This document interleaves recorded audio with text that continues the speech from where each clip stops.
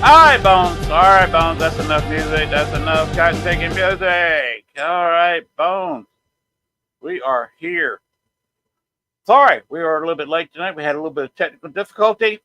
Plus, I was always wait till a few minutes after 10 anyway to go ahead and start. Let the guys on before me go ahead and do their show. So, with a couple of technical difficulties out of the way, we will continue the show tonight. Tim Shrader, Hill, author, paranormal investigator, will be here tonight. In fact, which we'll be bringing her on shortly. I will say in my opening comments that I think about all these things on college campuses. I do not go into politics, but this bears comment what's going on in the major universities. I am quite disappointed in the next. Of course, these are COVID kids. If you look at the timing, these people who are graduating college this year are the first of the COVID kids. They did not really have a proper high school education, so I'm giving them a little bit of break. But when they let outside instigators come in and spew anti-Semitic things, I will not personally tolerate that. And again, if somebody's an anti-Semite, they can stop watching the show right now. I don't care, because I'm not an anti-Semite at all. I do not even understand anti-Semitism, how you can hate an entire group because of their religion. I just don't understand it. And somebody starts doing anti-Semite stuff, I'm gone. It's just forget you know me. But anyway, that's my comment. I think these outside instigators should be arrested. And if college students insist on going with this thing, outside instigators should be asked for their college ID. If they can't produce one, put them in jail. Students should be warned that they will be suspended. And if they do it again, they will be thrown out of school. I'm just got to be hardline about this. We cannot tolerate this kind of mess, because it is embarrassing us internationally. And we, as people who watched the show before heard me comment, we are on the verge of World War III, and we've got to maintain respect to the people that don't like us, because if they see that we're destroying ourselves, they will continue their aggressiveness. If we show that we're united, absolutely, the United States of America, the greatest country the world's ever known, greatest economy on the planet now, the greatest economy since the mid-50s under Eisenhower, which is basically my lifetime. We are great already. We've been great for a while. We lead the world. And if somebody wants to screw with us, our wrath can be like the hand of God slapping somebody down. So I would not advise it. If we can just avoid tearing the country apart, nobody's going to tear us down. George Washington said that we will never be defeated, because we just got too powerful a country on the battlefield or externally. That the biggest threat is internal. So if we can all just forget all this hogwash, forget the propaganda, which a lot of it is Russia and Chinese propaganda, forget the propaganda stuff and get everybody on the same page, we can continue on being the greatest country the world's ever seen. And that's what I want to hand to the next generations. Here's the greatest country on the planet, the greatest country this world has ever seen. Here it is. Don't destroy it. That's my advice to the current generations. Now, on a lighter note, we have finished all our little issues, and we are going to go within Shrader Hill. Bones, please play the intro.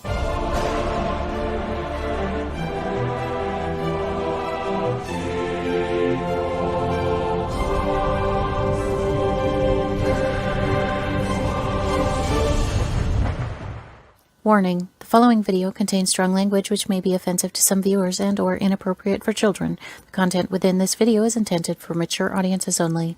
Southern Fried Paranormal with Len Dorman featuring Bones.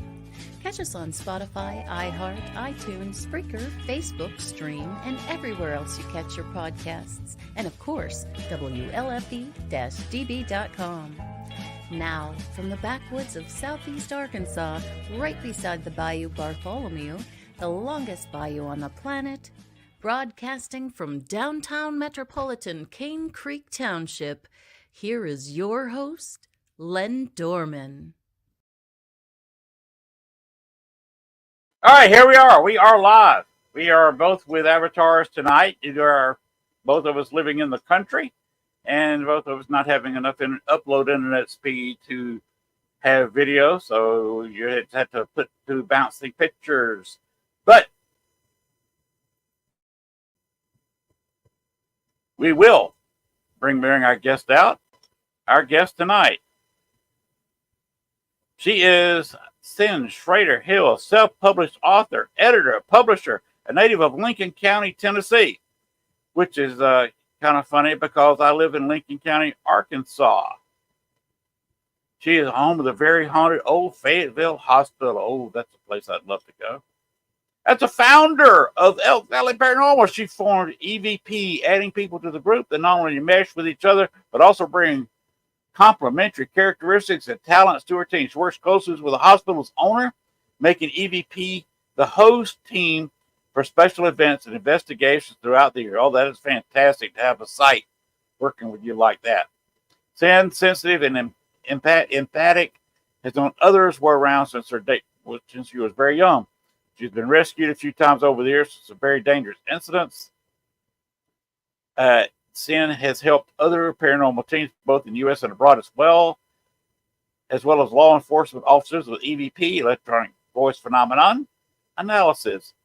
$5 on Amazon. Whispers in the Dark, True Ghost Stories, and Eerie Tales feature some of her investigations and adventures, as well as a few of her friends, mostly in Lincoln County, Tennessee. Only 5 short stories are entirely out of the county. 1 2-part stories from Lynchburg, Tennessee. That's where Jack Daniels was made. And that's a good place. Of course, they are like Lincoln County here in Arkansas. There's a dry county, but they do make Jack Daniels there. I do like my Jack Daniels. Straight up room temperature. Realm of Shadows, True Ghost Stories, and Eerie Tales, her most recent book from 2023. Realm of Shadows features tales about some of her stranger paranormal investigations and events, darker stories, including many from her friends. They're speaking. Are you listening? Her most compelling EVPs.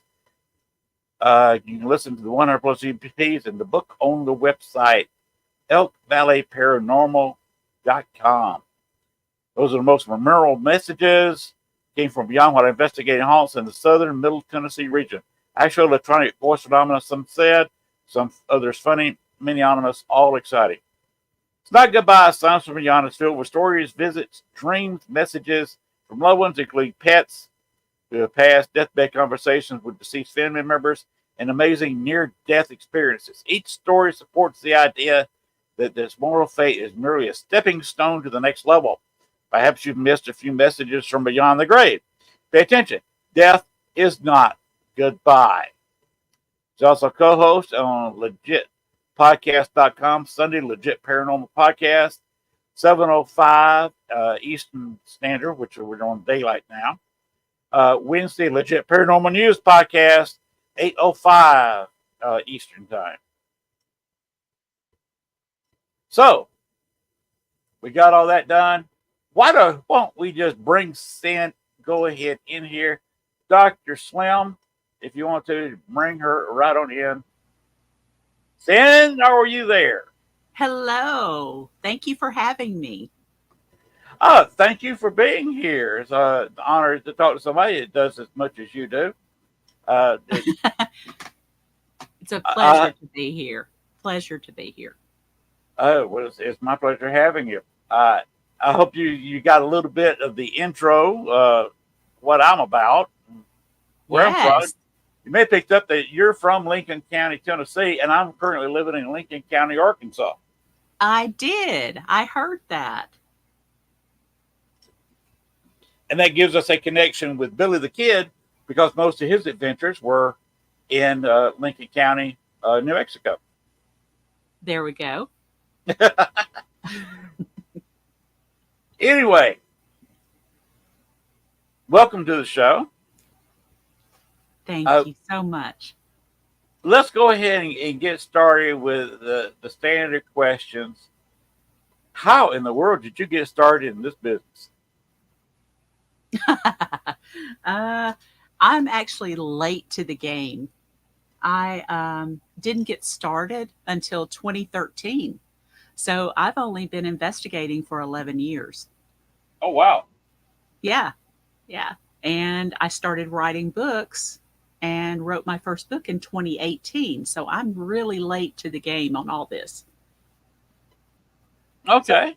I'm trying to play catch up, though. I understand. What kind of pushed you into writing these books and with your various adventures? Was it something in the childhood or later on, or how did that happen? Well, lost my dad in 2001.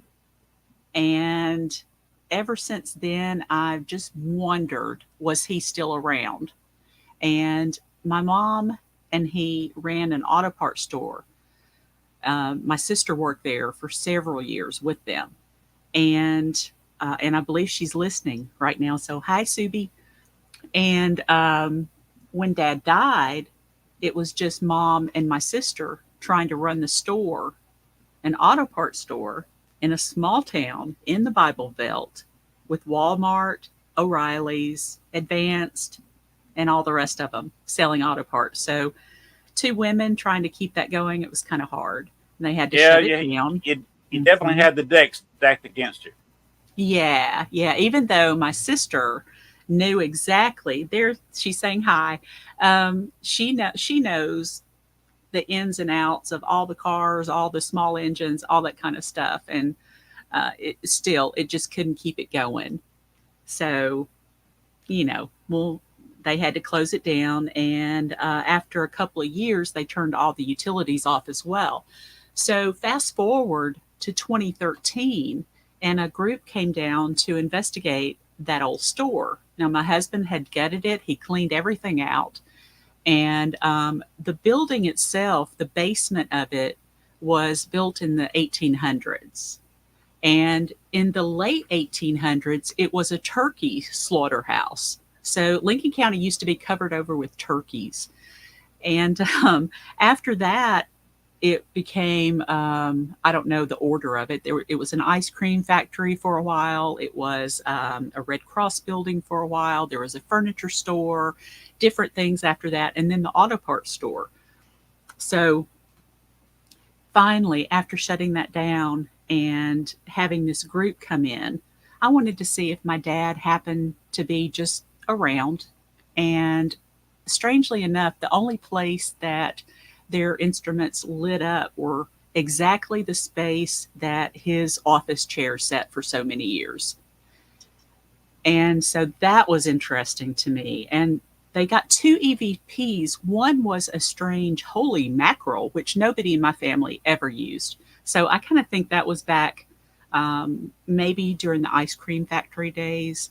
But the other one they got from the basement, and it was turkeys clucking.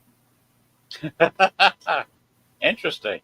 Right. Those poor turkeys. And it couldn't have been on their best day. Right. That's not their best stage in life. No, no. So I was asked actually after that night to be on that team, and they trained me.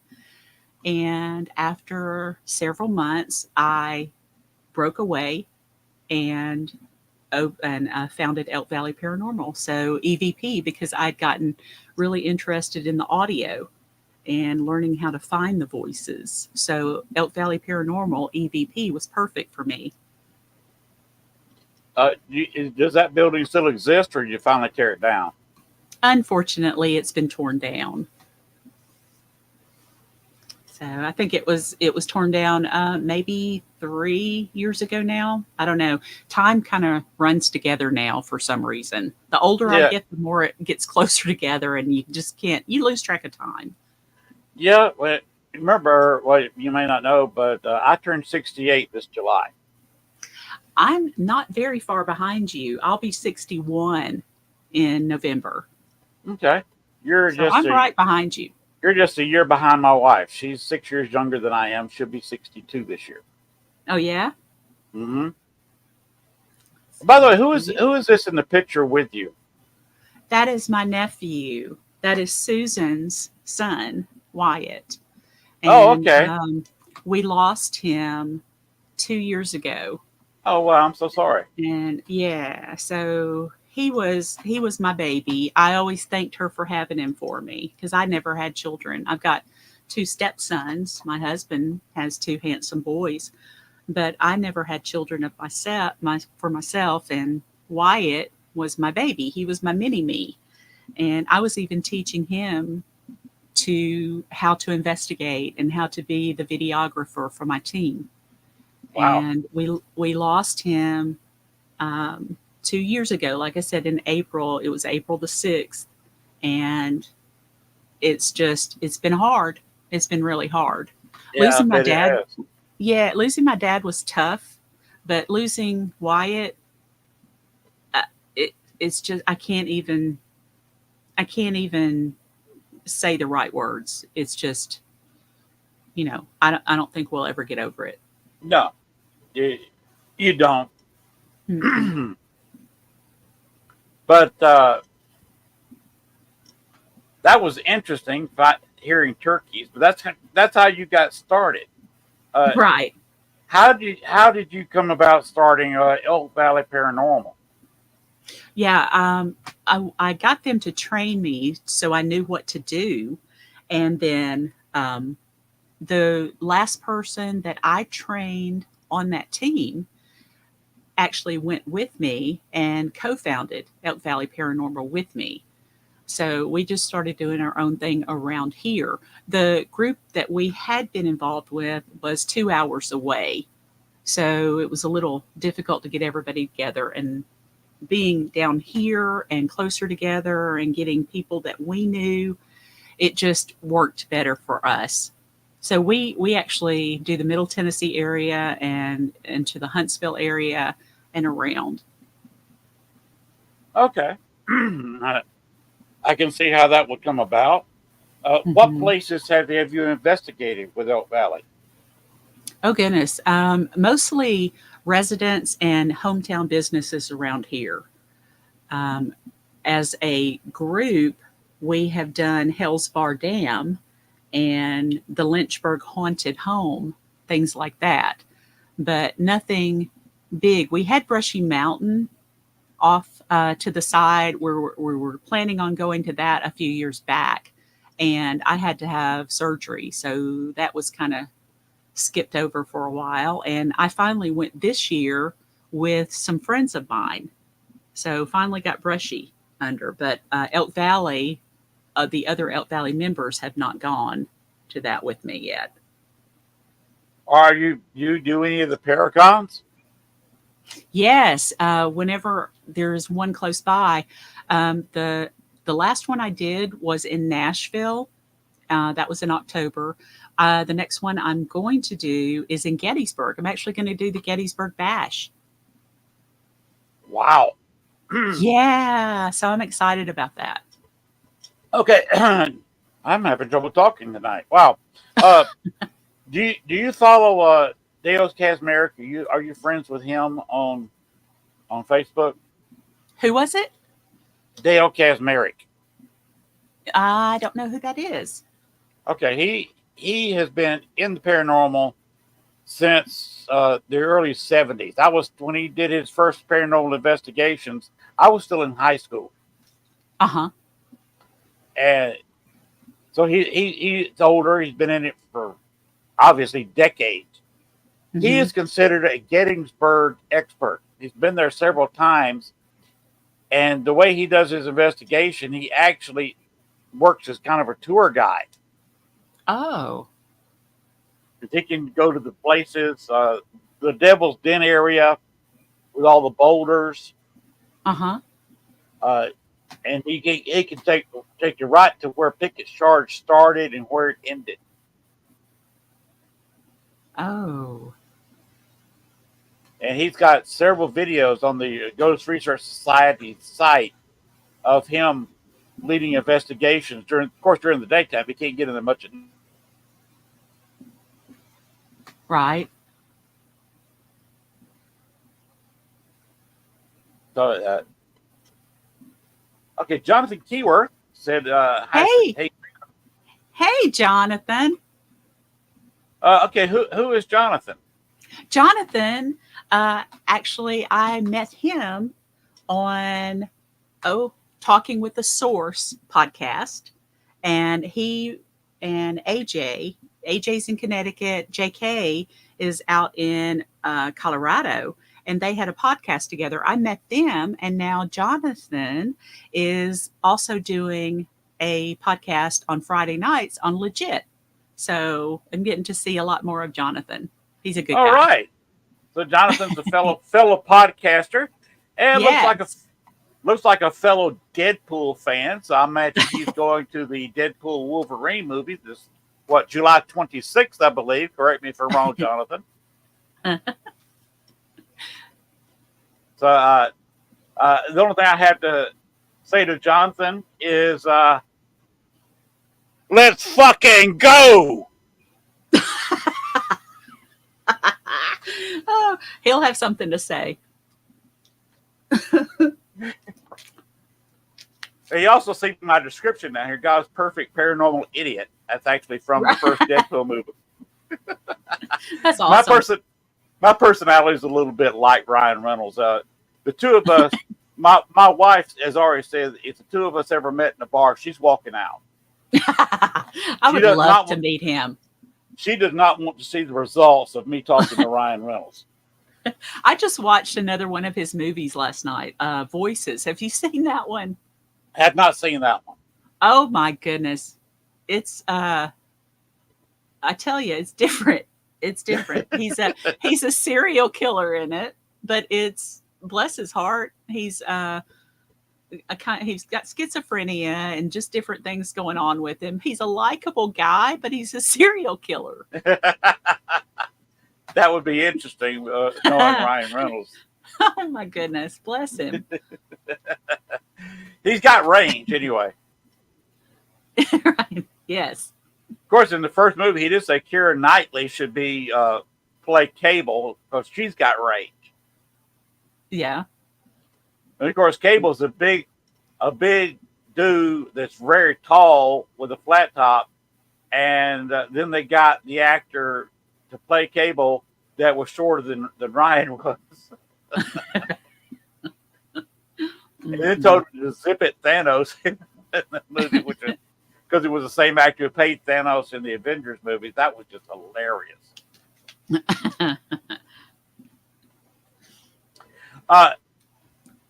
You've been through some interesting places. Can you tell us a little bit of what you found in, maybe some of the scarier, more interesting moments you've had? One of the most interesting things I've caught was at the Hellsbar Dam, and it was this strange chant. It kind of sounded like a military cadence, and I was running it through my software, trying to listen through Audacity, and then I try something else, and I could not figure out. I thought, okay, maybe it's another language, and I couldn't figure out what language it was. So I kind of put it to the side. It honestly sounded like a military cadence that they use when they're marching. And I asked several different military guys, even some officers, and said, does this sound familiar? No, nobody knew what it was.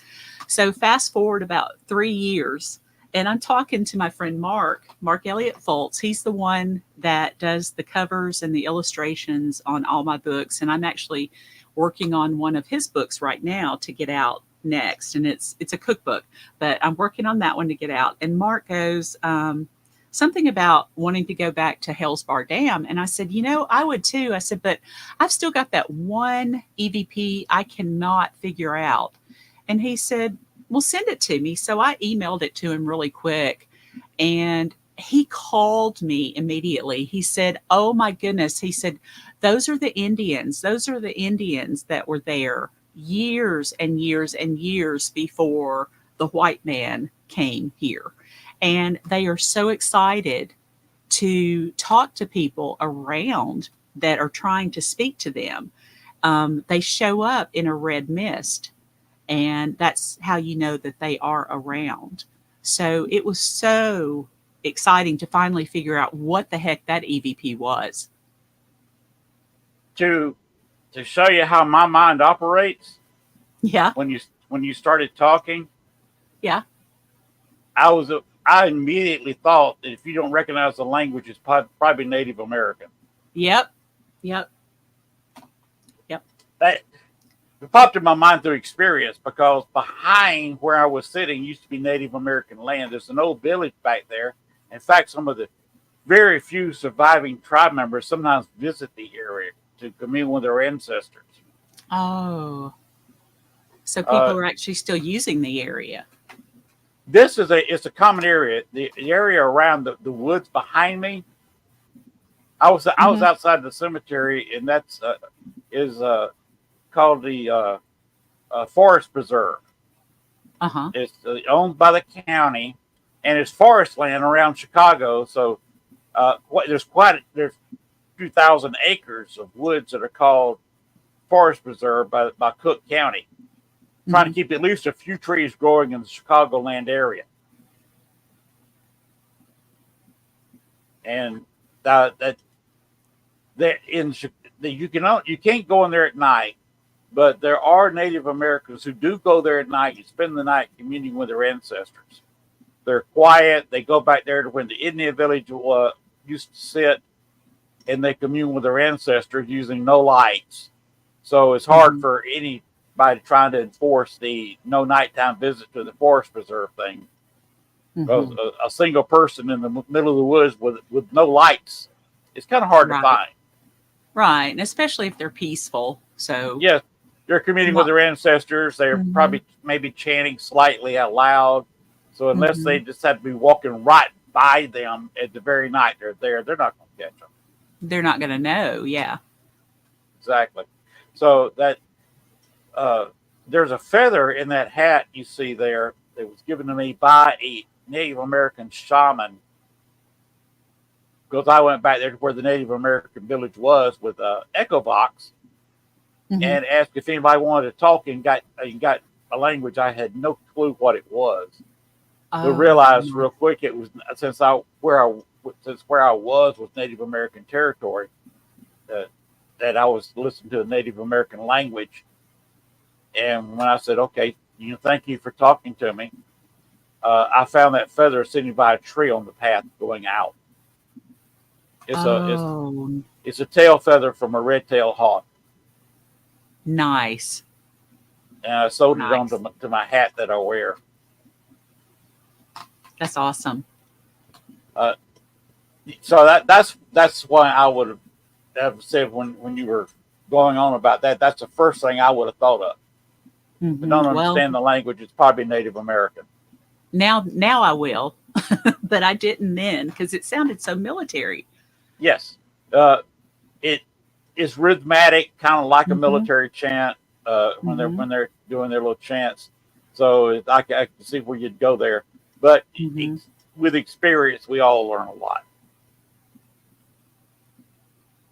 Because I probably would not have thought about that, before my experience with Native Americans. Right. So what did you get anything else there? That is an active place. The dam site. It's a place I would love to visit. Yeah, it's a really cool place. We were actually in the crossroads at Hell's Bar Dam, which is the tunnels that go from one side, and then you can walk to the other side. It was a really cool place. We also got another EVP just right there saying they want to get justice. They wanted justice. So not sure who that was, but they weren't happy at all. They weren't happy. Hmm. That could have been a Native American speaking English, Uh-huh. or it could have been one of the people. Excuse me. Hmm. Uh, when I cut grass in there the day, my allergies kind of act up. But I understand. it could also be one of the people who were killed during the building of the dam. Yes, because there were a lot, quite a few. So and all ages. So they also had a school that the kids would walk to through the tunnels Oh and wow! go to the other side. Yeah. So a lot of people lost their lives, all ages. I did not know that. So yeah, I can Hmm. see where Hmm. you get stuff there. Are you Yeah. planning a return trip? Uh, I think they kind of locked down some tours. So whenever they open them back up, I know Mark wants to go back. He's got some more experiments he wants to try, and we want to go back with him. So it would be fun. Okay. What tools do you use other than EVP? Well, my favorite thing I always carry with me is a digital recorder, a flashlight, and I'm pretty much good to go. But if I'm going someplace for a while, I like to take a spirit box. And my co founder and a couple of the other team members hate it, but I get a lot from it. So we've started um, making a pact. Okay, I can use the spirit box if we do the Estes method. So only I can hear the spirit box and they can ask questions that I can't hear what they're asking. And then I just say whatever the spirits are saying from that spirit box. Everybody seems to be happy with that. Okay. Uh, Another person I'd recommend you following. Now, these two people do not get along all that well. Greg Koss was a member of Dale Casmarius group for years. And of course, as a lot of groups do, they had a little bit of a falling out, so they don't speak to each other right now. Uh-huh. But he is somebody else I would recommend you following. Greg, Greg, Kos, Kos. Okay. Uh, he is becoming quite the expert with the Estes method. Oh, really? Yes, he has used it a couple of times and got video of him using it at Mhm. the Devil's Den in Gettysburg, we were talking about earlier. Oh, wow. He has been to Gettysburg several times and has done the Estes method at Devil's Den. Very nice. So he might be somebody you'd want to listen to if you also use the Estes method, which I think Hmm. I've never done. I Oh, don't know really? the Have you details. not? I have never done it, but I'd want to be with somebody who knew what they were doing. Right. So Right. I'd rather learn the weight and learn the right way than stumble into it, try to figure out the right Hmm. way, doing it wrong before. Uh, Hmm. so I have a lot of respect for people who do that, but I've never done it What? myself. Yeah, I think you'd like it. I think you'd like it. And like I said, um, the person listening to the spirit box has headphones on, noise canceling headphones. Even if they're not in the same room, um, if they're, well, they shouldn't be in the same room. But a lot of people use blindfolds as well. Right. And the other people, your other team members, are in another room asking questions, and whatever you're hearing on Spirit Box is it's been some wild answers come through, and we've actually had conversations carrying on that the spirit, I'll say what the spirit is saying, and then Sean will be asking questions and they'll answer right away, and he'll come back and say what exactly do you mean, and that kind of, and they've carried on conversations, so it's pretty Wow. interesting. Hmm. See, I am one of the foremost people in using Echo Box. You ever heard of that? Yes, I've been using I Echo don't Box. have one. Yeah, I have been using it for so many years, and was one of the first ones in the Chicago area to use it. Uh So that shows you how long I've used it. I've been huh. 8 years. We're celebrating 8 years at this address right now, and we moved down here, and we lived somewhere else till we found this place. Hmm. We moved out here December of 2015, Nice. and I was using it for a couple of years there. So I guess I've been using Echo Box for 10, 11 years. That's awesome. So I've gotten some apps. People, some people will say out loud, "I don't like phone apps," but Yeah. it works so much like a ghost box. And if you use Hmm. it kind of like a ghost box, you just don't have the noise, associated with the white noise. Hmm. It does not have any complete words in it, but it does have vowel sounds. And I've got some interesting statements, not just one word replies. I've got sentences out of it before. Oh, really? Yes. See, One that's of I was that's back good. behind me about a quarter of a mile is some of the. There's actually about 100 yards behind that picture here, uh, an old house foundation. You pass a house foundation coming to Bachelor's Grove, and back close to the Indian village is a couple more foundations. We're back well behind the cemetery, like I said, about a quarter of a mile. And for about 2 hours, we got nothing. And I was working with a guy and a woman that I knew that did ghostwriting, and she always wore a blonde wig in public. I'd never asked her Hmm. why. So she was back there, and we were just about to leave, and all of a sudden heard a large static noise on the echo box, and a guy came on laughing Oh. and said, "She's wearing a blonde hat." And a female came on there laughing and said, "What?" And he said, "Look, she's wearing a blonde hat." And then I heard both of them laughing, the loud, statically noise, and they were gone. I never got anything else after that. We stayed there about another 30, 40 minutes, never heard anything. Oh, wow. And if you look back where that area was populated before, we're talking 1700s. There was Hmm. word wig was not in the English language at the time. It was Mm-mm. not used. They called the powdered wigs that the men wore, and any wig that a woman wore, hats. Oh, okay. Hmm. So what they were saying is this is somebody from the 1700s. They were saying she had a hat on. Yeah, laughing at her blonde wig. Oh, me. When I told her about it, she didn't hear it to start with because it was so quick. But when I told her later, she just froze and said, "They were laughing at my wig, weren't they?"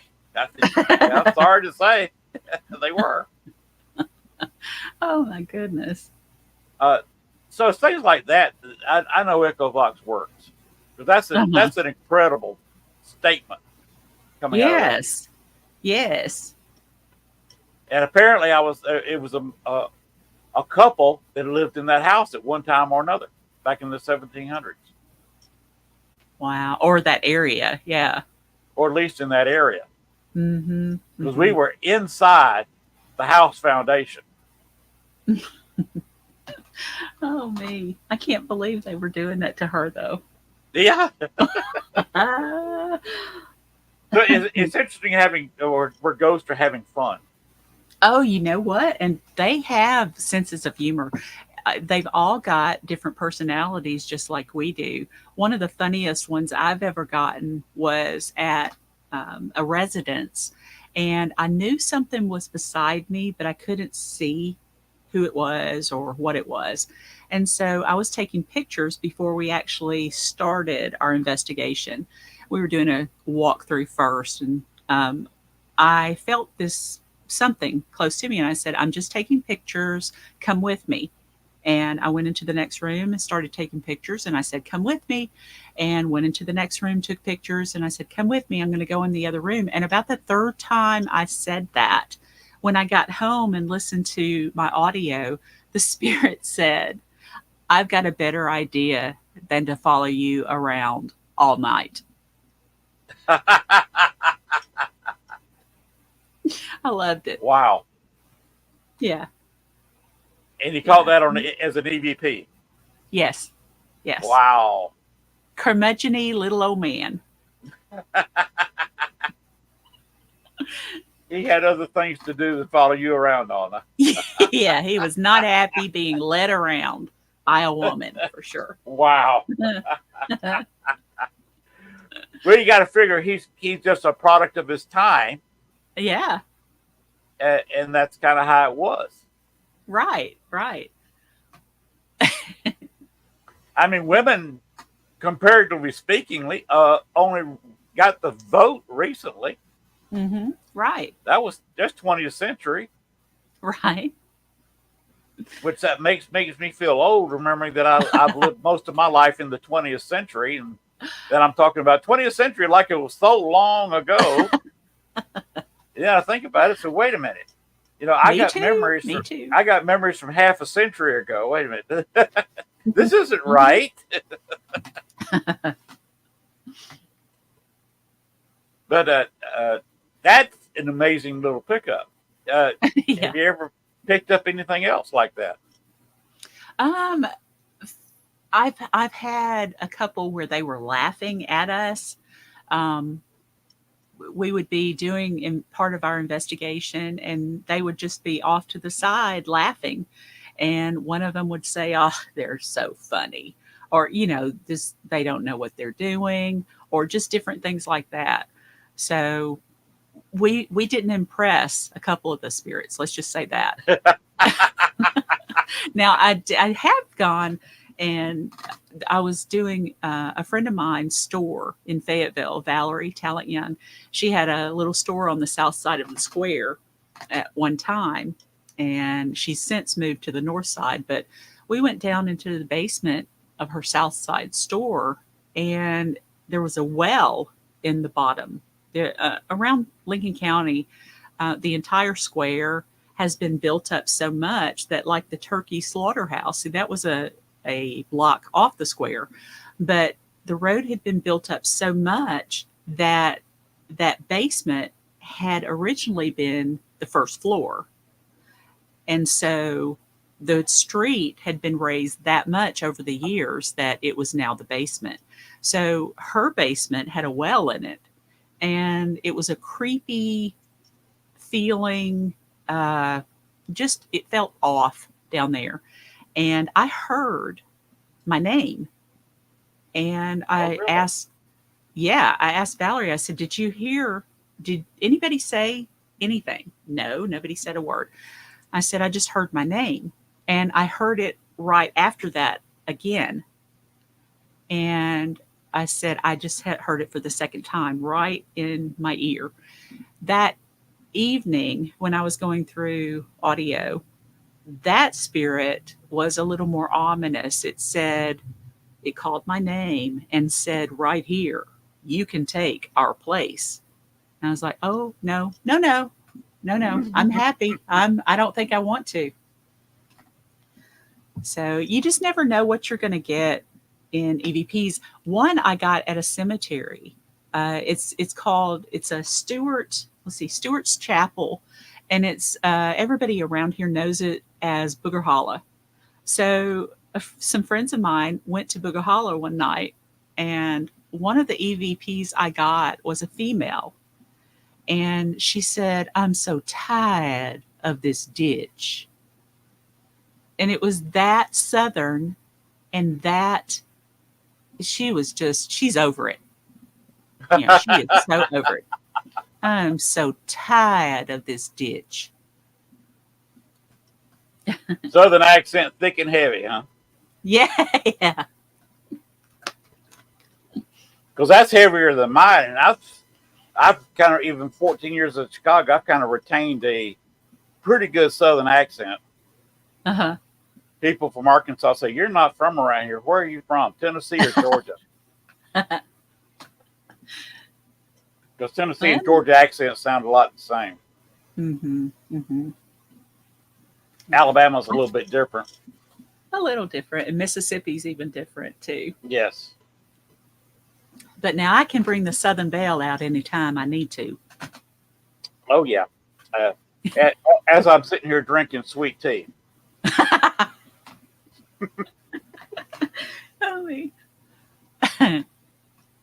Oh, I can drink sweet tea, and Ted does not care. Hello, Ted. He's the owner of the network, by the way, WLFEDB. So he has some of the same rules that Disney has.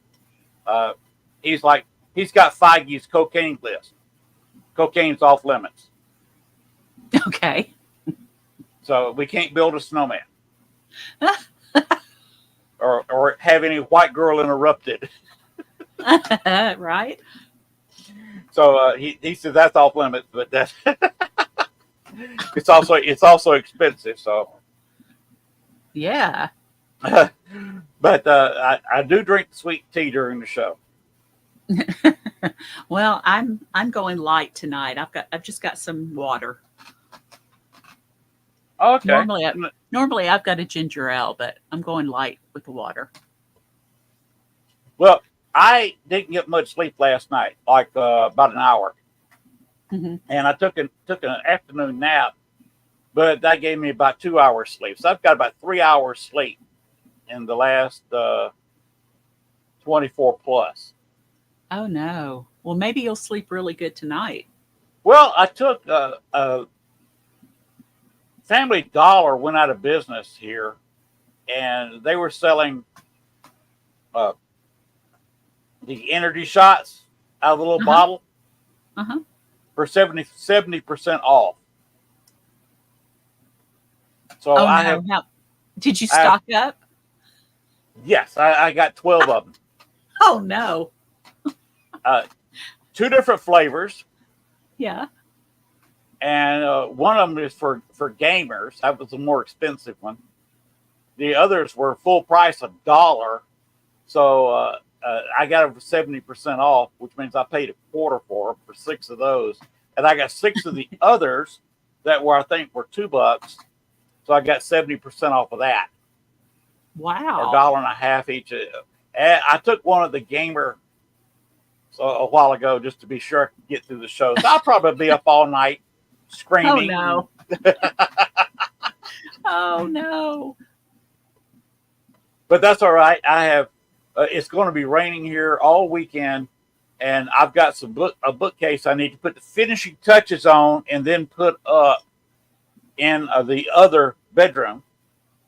Uh-huh. Call it the studio, because I was trying to run the show out of there, and when the internet got so slow that I couldn't upload and use the camera that I have on my laptop in there, I'm in my den now on my desktop. Ah. But we call it the studio, just lack of a better term to call it. But we have some old bookcases in Ruffle, Chicago, and the shelves are warped. They're cheap. Some of them bought at Kmart, so you know how old they are. The others are bought cheap Walmart and things you can get for $15, $18. And of Mhm. course, it's just press board, and the shelves overloaded with books. My wife and I are both readers, and the shelves are getting warped. And so I'm building some bookcases here and there and yonder. And so I got to finish the one for the studio. Well, one of 2. Then I got to start on the other one, but I need a piece of wood for it. So that's what you're doing this weekend. So that's what I'm doing this weekend. Putting the back on the bookcase, and then mounting it. Well, I'm going to be editing books. All right. Now, since it is, we are not quite an hour into the show. Can you Uh-huh. tell everyone? We should have done this at the start with, but we didn't. Uh, where people can find your books? Sure. I'm self-published on Amazon, so you can look for Sin Shrader Hill on Amazon. And if you're like, if your computer is like mine, it thinks it's smarter than you and tries to change your wording, and it tries to put a C in Schrader, but you won't find me with a C in Schrader. So look for Sin Shrader Hill without a C in Schrader. And I've got 5 books on there, working on number 6 and number 7 right now. But I've got to get Mark's book out next. And like I said, it's a cookbook. And then I can get mine out after that. Wow. Yeah. So I'm going to be working on his cookbook. Okay. You've got more discipline than I've got, because I just cannot sit down and concentrate on a book long enough to write it. Can you not? No, I just can't. I've got a story in my head that's been going around for 10, 11 years now, since I've been in the paranormal. And it would be, if I sat down and wrote it, it would be at least a set of probably 8 to 12 paperback novels. Wow. And so that's not even my life in the paranormal. I could write a book on that. But you don't know anything about the Chicago paranormal field. But it's been loaded with drama, because Bachelor's Grove, if you spend too much time there, now is not so bad, because the county is now maintaining it. It was desecrated many times by some of the locals.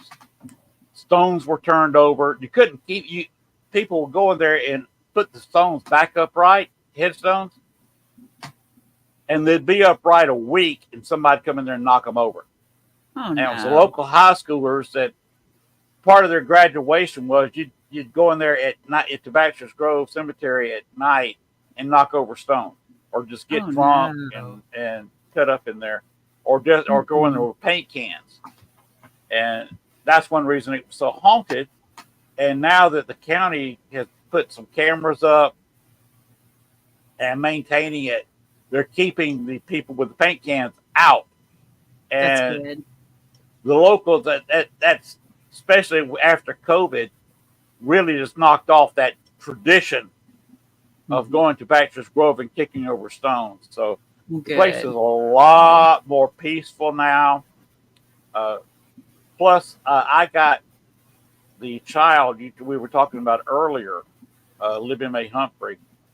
I got her where she could actually talk, and then she could actually move around on her own. So her mother is not having to come, like she was 7 days a week, would come in there right at sunset and pick her child up and carry her away to keep her away from the bad, evil nighttime spirits. Wow. But now she can the child can move around on her own.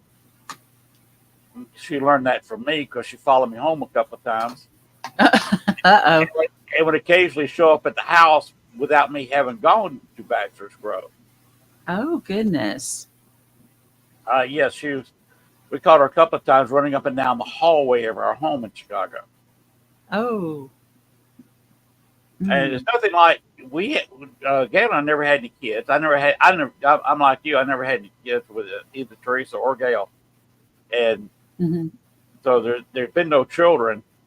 But when you don't have any children living there, and only her brother would be, his place was in the basement, and for a while he lived with his father.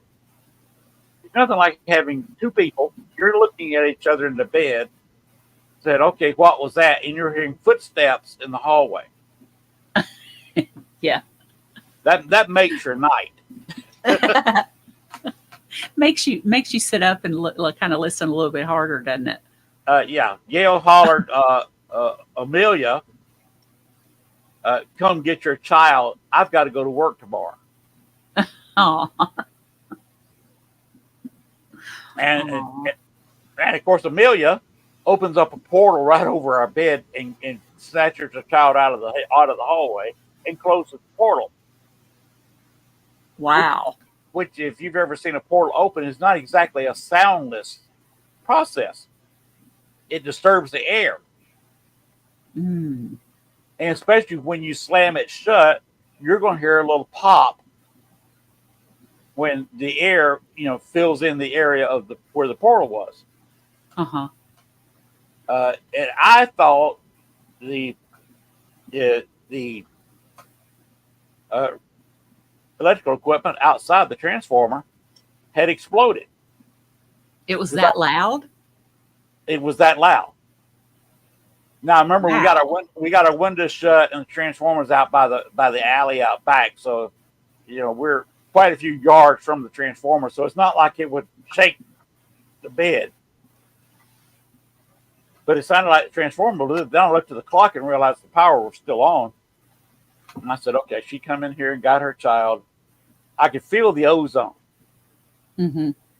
So then I realized I was 3 feet from a portal opening and closing. Wow. No, I can't say I've ever noticed a portal opening or closing near me. So I do not have that experience. It's an interesting experience when you do. I saw Mm-hmm. Amelia opening a portal twice in the Bachelor's Grove. I saw a wind coming down the fence. I could see the vines and small trees growing up around the chain link fence blowing when there was no other wind blowing. Nice. Which is freaky looking because there was no wind anywhere else. There wasn't hardly a leaf, especially the second time. There was not hardly a leaf blowing anywhere in the cemetery except right on that fence line. It looked like a 30-35 mile an hour wind blowing in the fence line. Oh, wow. And so it wasn't just like a little tiny breeze. It was a gust. It looked like a gust that was restricted to maybe 15 or 20 square yards. Wow. Interesting. Just along the fence line. Mm-hmm. And that's real funny looking when you see wind restricted in that kind of smaller area. Because the vines and trees were in a 30-35 mile an hour wind. They were going crazy. And the tree, you get 10 or 15 feet away from the fence, and there was no leaves shaking. That is weird. How does that happen in nature? It doesn't. It Right. can't. And the dog that was with us was paying attention, looking down the fence line for 10 minutes before it happened. So we just stood there and we said, okay, we're going to watch this. Because something's about to happen, because the dog is telling us something's about to come up that fence line. So we saw the wind coming up. The wind stopped about 10 feet short of the gate. And we could see the semi-transparent image of a woman walking out of the portal. And she started walking toward Libby, where the Patrick plot, where Libby May is still buried. Mm-hmm. She was not exempt. There was nobody, no Humphreys or Patricks living in the area in the 80s that were willing to spend the money to disinter their relatives. So she is still sitting there with 6 or 7 cousins. So she is still buried in Bachelor's Grove. But she started the Libby. figure. Libby is, or her mother? Libby. Right? Her mother is buried in Orland Park Cemetery. Interesting. With her husband, who remarried after Amelia died. He remarried his secretary. He was a state senator, and you know how politicians are. Yeah. He was having an affair with her when he hired her as his secretary when he got political office. Him and Amelia's marriage was not out of love. They got married because their families had land in the area. Oh, it's always convenience or something like that. Yep. Yes, there was a set up marriage between the parents, so there's no real love there. But they're buried in Orland Park Cemetery. John in the middle, his first wife Amelia on one side, his second wife on the other, and on the other. Yes, the other side of each wife is the 2 or 3 kids that got buried, were buried there, that died locally. There was of course other family members went to California, some went to Florida, but there Huh. are two on one side, 3 on the other, buried in that lot. Yeah, but yeah, he has one wife on one side and the second wife on the other. That That's actually. Mm, I wonder if he's resting. no.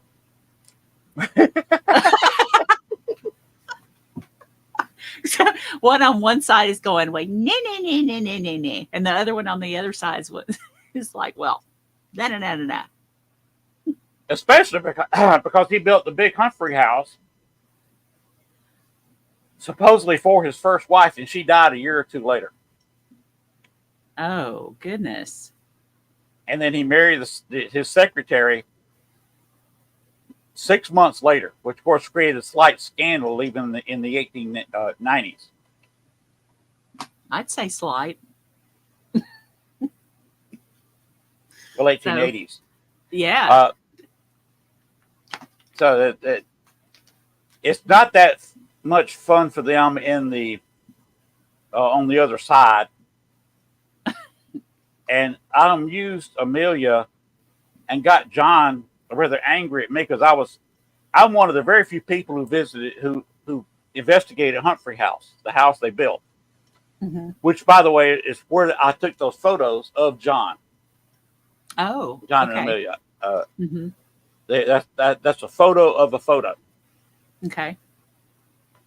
and realized that it was Amelia, which has been confirmed by the way by Spirit Box. Nice.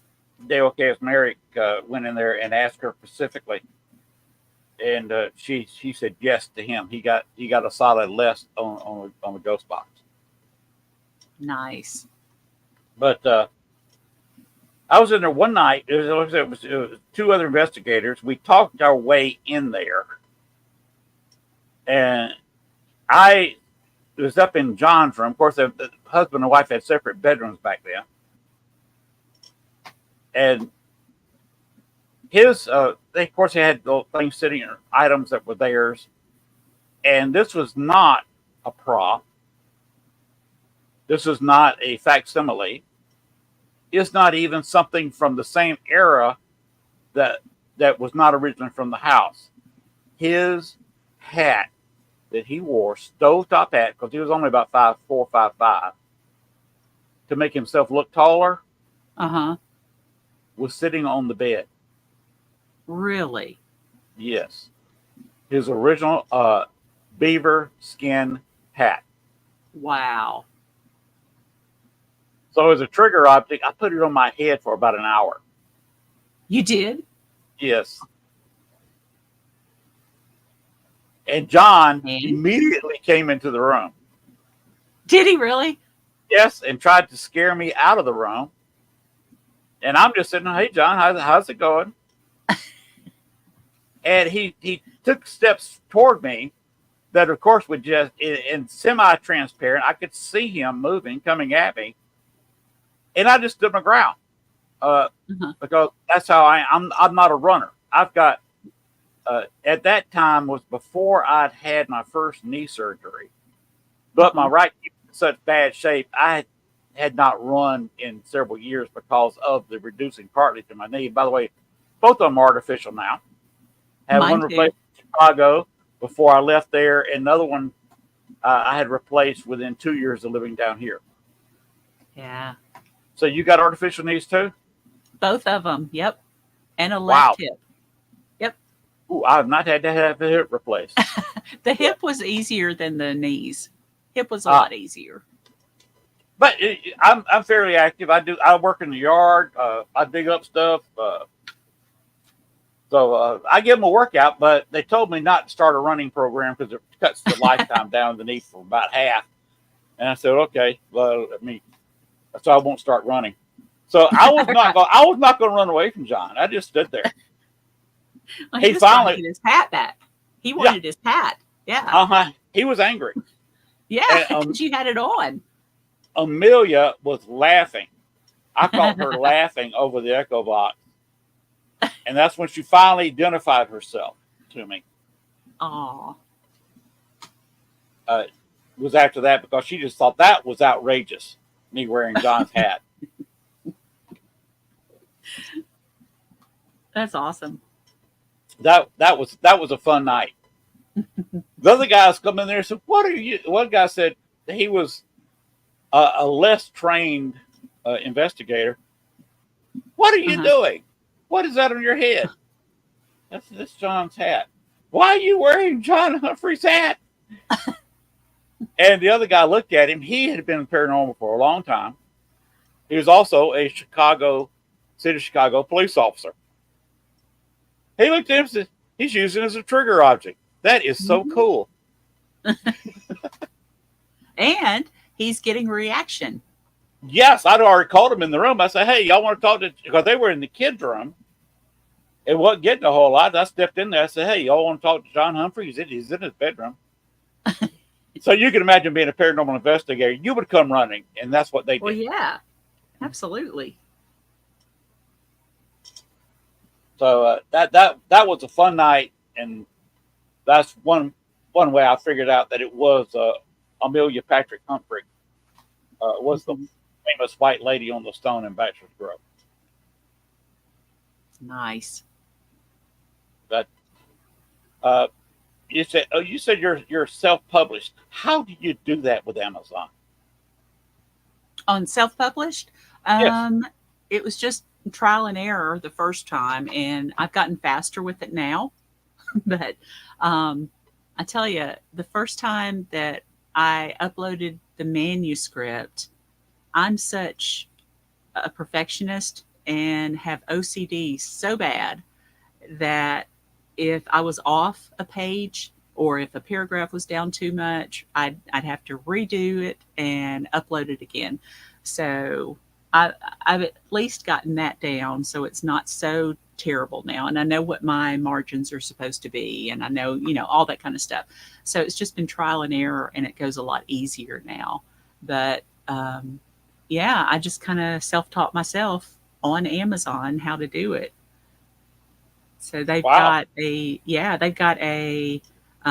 it's called KDP of Amazon, and you go through that to upload your book, upload your manuscript, and you can do it. You ought to do it. You've got a book. You just got to get it out there. I've actually got a couple of books I like. The drama at Bachelor's Grove has just been incredible. Oh, I was getting into that. The cemetery before, it wanted an owner. The county was denying that they owned the place, even though the person who last owned it in the late 80s willed the cemetery to the county. And the county wouldn't recognize it? No. They would not. They didn't want to spend the money. Cook County is almost broke. It's like Chicago. It's almost broke. Through crookedness, expensive. A major city, 3 million people, is an expensive thing to maintain. Your expenses, your moving costs. You got all these buses, all these shuttles. You got all these roads to maintain. The sewer system's over 100 years old. And that's why they have a big pipe burst every year, every winter in Chicago. Plus having snow on the ground and then getting up to 90 degrees during the summer is bad on the asphalt. The roads buckle. Then you get potholes. Major cities are a booger bear to maintain. Most people who've never been to a big city don't know that, but they are expensive. We're talking millions and millions of dollars spent on maintenance. That's why it's so expensive to live in LA, Chicago, and New York, because Houston is not so bad yet because their infrastructure is not that old. But especially New York and Chicago, where their infrastructure is over 100 years old. You got electrical lines under the streets. You got the subways. They've had to keep pumps working 24/7 in New York forever since they built the subway system to keep the tunnels from flooding. Yeah. Because the tunnels are below sea level. They had a devil of a time after the World Trade Center got hit. Right. That would Building have their been horrifying. yeah. They finally had to put one of those coffer dams or whatever they call them to keep the water out to build the memorial they had. Right. They had a heck of a time with that fighting. The whole place was being flooded. Mm-hmm. And like I said, the pump's going 24/7, or the ocean is going to take over the subway system there. Right. And Chicago has a little bit of trouble. They've got a couple of lines that actually go under the Chicago River. Okay. And those things are a mess to maintain. Like I said, millions and millions of dollars going into infrastructure maintaining the way. And they did not want to take on the expense, Cook County didn't, of maintaining the cemetery. And they finally, after the last few years, started maintaining it, keeping the grass cut. It upset some paranormal people because they like taking tours down there with 6 foot, 7 foot weeds growing up because it looks spooky, and they like that spooky feel to it. Right. But now you could hide 3 platoons of Marines in that 1 acre. That's as big as it is, 1 acre cemetery with those weeds growing up like that. We didn't even have to wear camo, and you could hide in there. Right. But they're now got everything cut down and keep it cut down. So it's actually now claimed to be owned by the county. So they actually does have an owner. You had a cemetery that was active in a bad way, looking for an owner. And what happened? If you spent too much time in there, you would start wanting to own it. People walk through it all the time, said, I want to be buried here. And that's the strict rules of abandoned cemeteries. Cook County would not allow you to be buried in that place. Really? Yes, the last burial, and it was the first burial in several decades there, was in 87 or 88 when the last groundskeeper, while it was still privately owned, died. And he was the last burial there. See, even the owner of the cemetery is not buried in that cemetery. But the last groundskeeper was, because he had a little shack right off the cemetery. Wow. And I know approximately where he's buried. What he did, he was cremated, and they got a major league set of post hole diggers and put some handle extensions and dug down as far as the handle extensions on the post hole diggers, which is about 8 feet, and put the urn down in the bottom of that small little round hole and buried it with no stone. Because they knew that, right, no stone. Because they knew if they marked it, people would dig it up.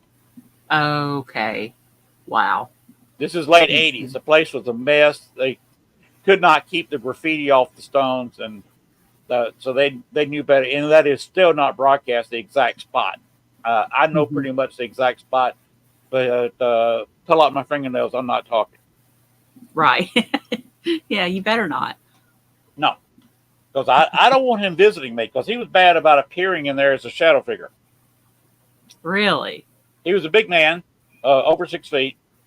And sometimes if you're in there doing bad things or you have bad intent and you look around, you'll see that rather imposing shadow figure there staring at you. He's trying to protect it. Exactly. So, but people got possessive. People would want to get buried there, which is no way. Other people wanted to buy it. They had approached the county about buying it and wanted to get the surrounding area. I said, Cook County is not going to sell you Forest Preserve because they would not sell it to a business. You would have to win the lottery and probably get several $100 million, and you'd spend the majority of that on a couple of acres of land. Right. People want to build a house overlook. There's a small hill the other side of the creek, But people want to build a house there overlooking the cemetery. Where you walk out the front door, you see Baxter's Grove Cemetery. There it is.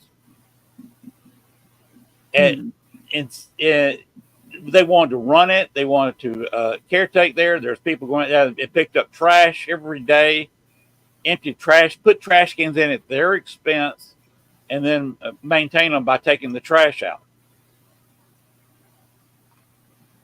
The cemetery would possess you to that. And people were fighting over who actually ran the cemetery. Wow.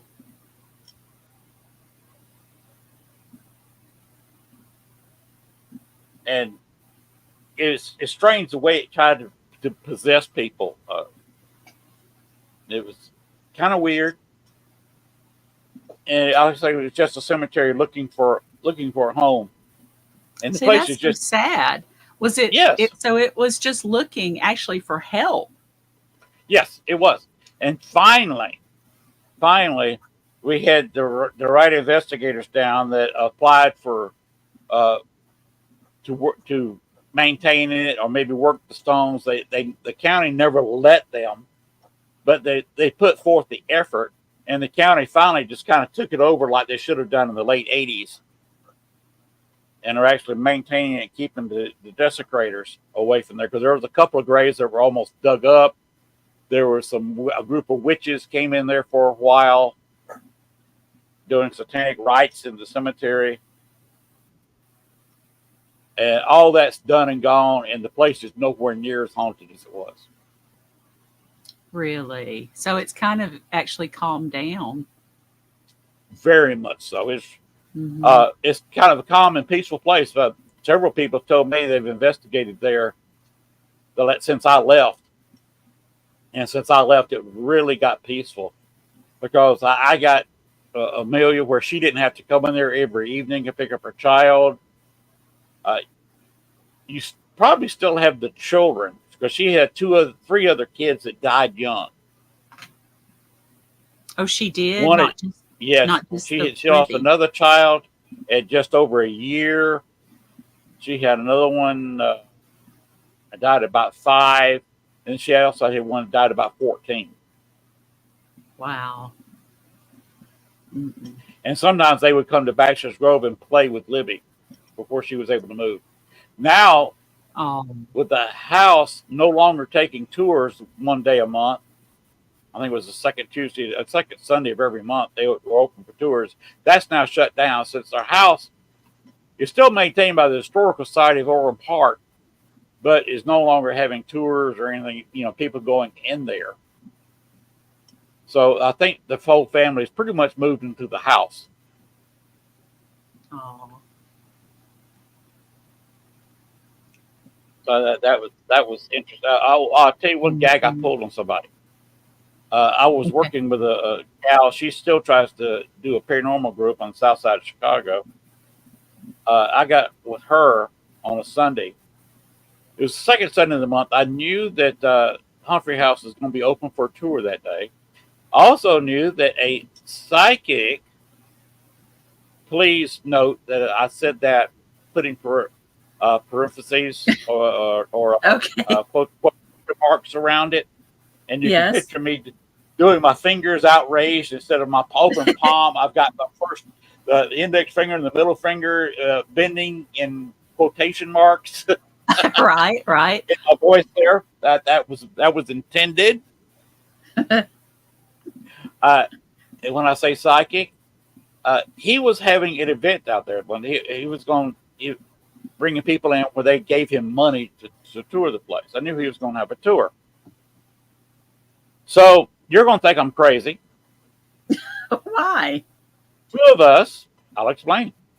Okay. 2 of us went to Libby May's grave, where she contacted me originally with a K2 meter with a temperature probe on the end of it. Not many of those are around. In fact, I've got the only one I know of, but they were selling for a very short time. But it had a temperature probe, and it would make the tone of the K2 would sound off if you had a temperature change. Mm-hmm. The tone was very soft. I had it on investigation, and the air conditioner came in the place we were investigating, and the tone was so low and high pitched, I did not hear it, but a woman heard it because women hear high pitched. I don't know if you know this. Women hear higher pitched sounds than men. Right. Yeah, you know why probably if you know that fact, because you hear the high pitched baby cry, and it's usually the woman's job to do what you got to do with the baby, whatever they're crying about. Mm-hmm. That's just nature. But this one, the tone was loud and hard and would change. And she got to where she would touch it. The only way I could mimic was actually put my fingers on the probe itself. Really? Yeah, and release it very quickly. Just put my fingers on it because it wasn't very big. It's a little tiny probe, and just kind of beat my fingers against it, like I was, have my index finger and thumb just tapping each other real quickly. That's the only way I could mimic the sound. I asked the people who made the K2, and they said that's paranormal because that doesn't do that. It doesn't work like that. Mm-hmm. So what I did, I contacted Libby May with using that probe. I said, "Do you want to go to Humphrey House?" And we heard a slight yes, and over the echo box had it running too. That's how I investigate. If I get responses, I want to get responses on at least 2 pieces of equipment. Absolutely. The more, the better. Exactly. So I've usually got echo box running, a camera going, and a couple pieces of equipment. And if I can verify something's going on with 2 or more pieces of equipment, very few people can argue, okay, I'm dealing with the paranormal at this point. Mm-hmm. But we got her reaction. And I said, this is the crazy part. I said, come on to us, attach to us, and we'll take you to the Humphrey House. Do you want to go? So suddenly the tone stopped and didn't come back on. And we could feel the weight. It felt like a child was on my back. Aw. We didn't realize it at the time, but her siblings were there visiting her. We had 3 children on the 2 of us. That wanted to go. Yes. So it's a quarter of a mile from the cemetery to where you park the car. We struggled walking that quarter mile because it felt like we literally had a kid on our backs. Wow. Well, you kind of did. Yes. We got in the car, and both of us felt an anxious feeling in the car because they knew where we were going. Mm-hmm. And a psychic, a real one, was there and said, Lynn, you have an attachment. Yes, I know. And that was all that was said until later. As soon as he opened it up for the tour, I walked in the living room. I said, okay, we're in the house now. Turn loose and go. Have fun. We turned 3 ghost children loose during a paranormal investigation. Wow. And the K2 meter, I turned it back on, even though I never got any response there. The tone sounded for about 30 seconds. And that was just Libby May just showing that she was there.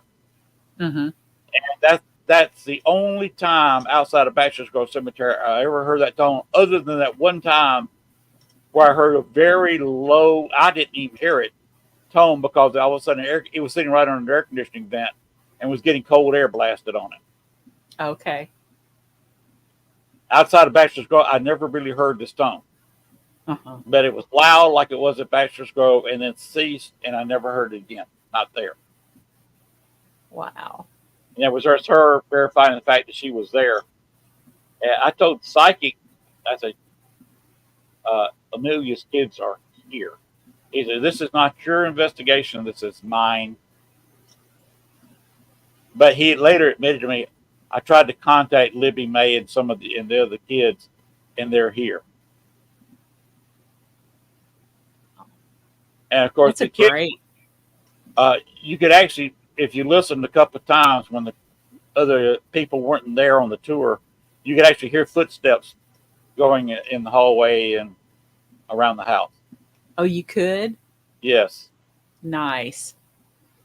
So that was one time I pulled a gag on a psychic by dumping 3 ghost children into his event. That's awesome, though. Yeah, it was awesome that I was able to do that. Kind of scary because the 3 children were attached to the 2 of us for about 30 minutes. Were you completely exhausted after that? Yes, Yeah. because it felt like we had a 2-year-old child can wrap his arms around your neck or your body, wrap the legs around your chest, and you don't pay much attention to it to start with. Back to about 5 or 6 minutes, that kid becomes a load.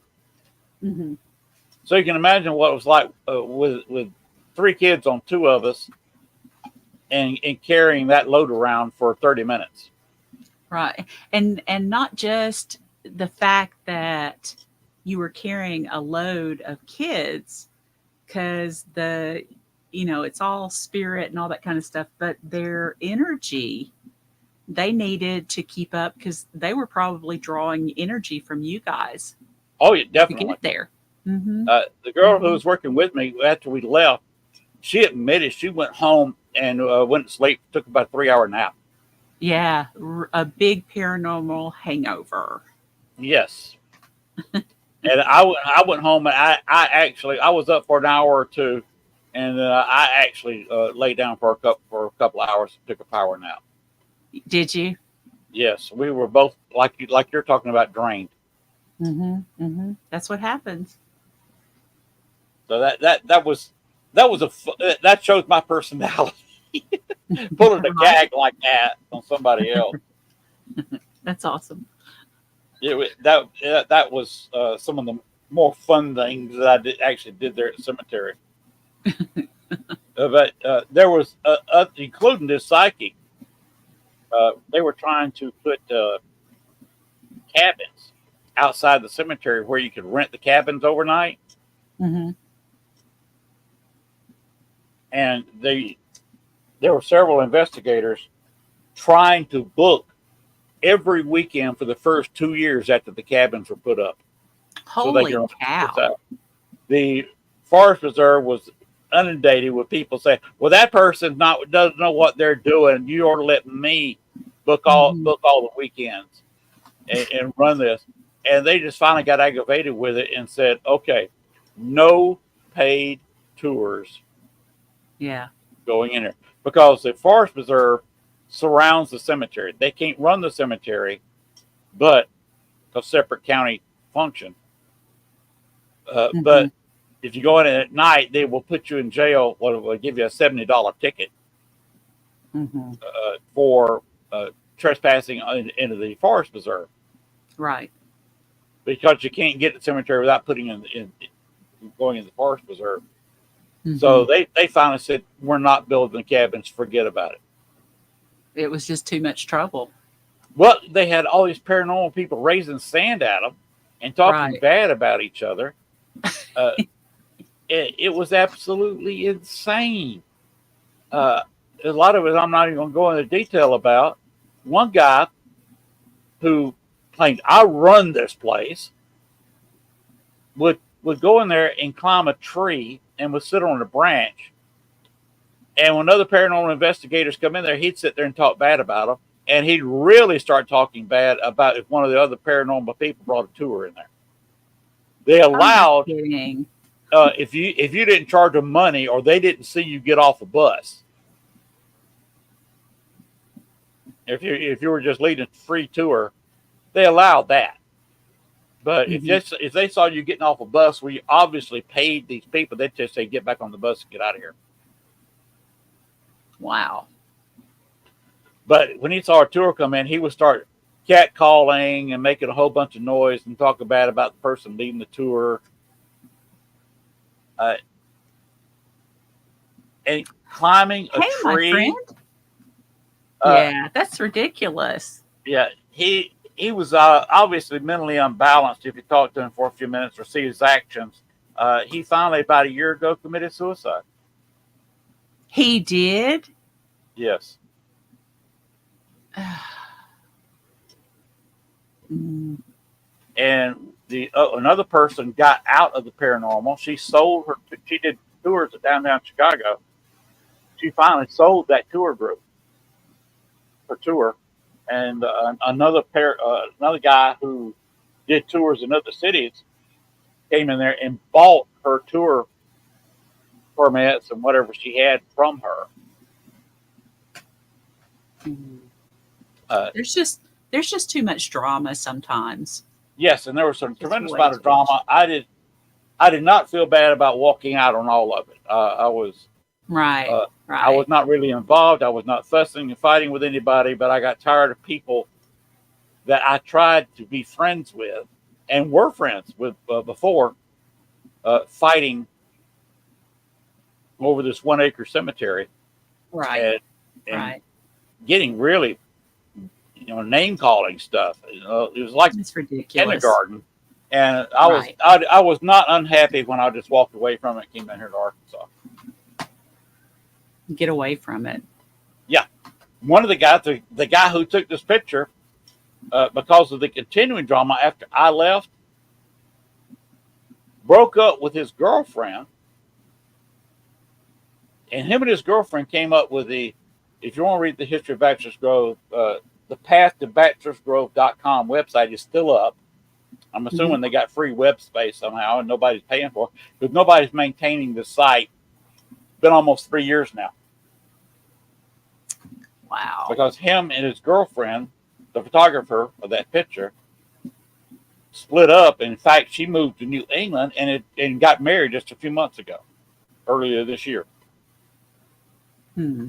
But they're not maintaining the site, which I think is kind of sad. I was hoping Tony Zabisky, which is also doing the tours that used to be done there, and with his he went to work for the new company, and he's now the leading tour guide paranormal tour guide in Chicago. Tony's a good guy. Did not get involved in all the drama. He and I are still good friends and have investigated quite a few places together. But we got results at the what is the name of that jail? It's the jail that John Dillinger escaped from. If you saw the John Dillinger movie, I don't know which one that is. Okay, the latest movie, where they showed the John Dillinger story and the FBI chasing him. It was same guy who played Batman in the Dark Knight trilogy. Well, which one? Which Batman? The Dark Knight trilogy. Batman Begins. Was it Christian Bale? Yep, Christian Bale. Okay, I like him. Yeah. He was the FBI guy who tracked down Dillinger and eventually killed him. But I forget where I was going with all this. Anyway, Dillinger is a whole nother story. I'm not going to go into at this point. But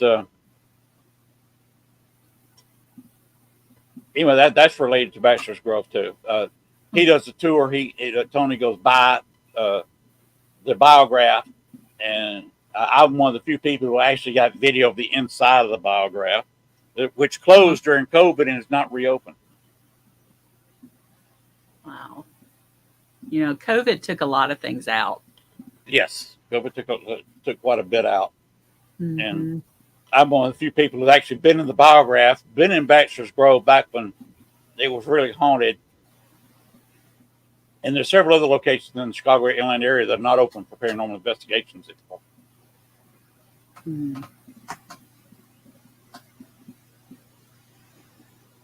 So that's why I said I need to write a paranormal book. You do. You absolutely do. So uh, once again, let's go tell everybody where they can find your books. I hope I got the two websites you wanted to talk about down below. Yes, those are fine. My books are on Amazon. You can find all 5 up there. And the I don't know if you noticed, but the Paranorm Girl podcast just said, "Hey, that's Kristen. She actually has a story that's coming out in the next Signs book." So I brought out Signs from Our Loved Ones. It's not goodbye, Signs from Beyond. And it's signs of our loved ones coming back to say hello. It is signs about anything that they leave, feathers, coins. You might smell their perfume, their cologne, anything like that. Pets that come back. Kristen actually has a story about a pet that, yeah, I know she's excited for it for when it comes out. I'm working on Mark's cookbook right now, Kristen, and then that one's going to come out hopefully soon. So I'll let you know. Jonathan JK also has a story that's coming out in that book. He had a near death experience. He's a soldier. Yeah. The Deadpool guy. Yes, yes. He was over in Iraq and Afghanistan, I think. Don't hold me to that, Jonathan. If that's not correct, I'm sorry. But he had a near death experience over there as a soldier. So it was his story was terrifying. Kristen's is touching because she actually got to interact with her fur baby again.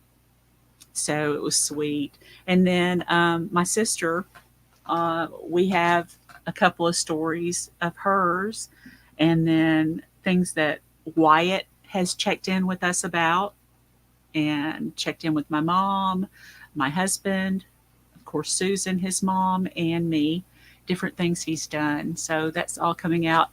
It also has stories about deathbed conversations. You know, when you walk into a room and your loved one is talking to somebody you can't see, there are stories like that in there. So, anyway, that's the one coming out after this cookbook that I'm editing and then publishing, and then mine will come out. So excited to get that going. But that will be number 6. And then number 7, when I get that one done, is some of the darker kind of stuff. So you just never know what's coming out. I've got a couple more in my head, and we'll see when I can get those out. And did you say that some of your EVPs are available at the elkvalleyparanormal.com site? Yeah. The third book, They're Speaking, Are You Listening, was actually supposed to be my first book, but I couldn't figure out how to do it.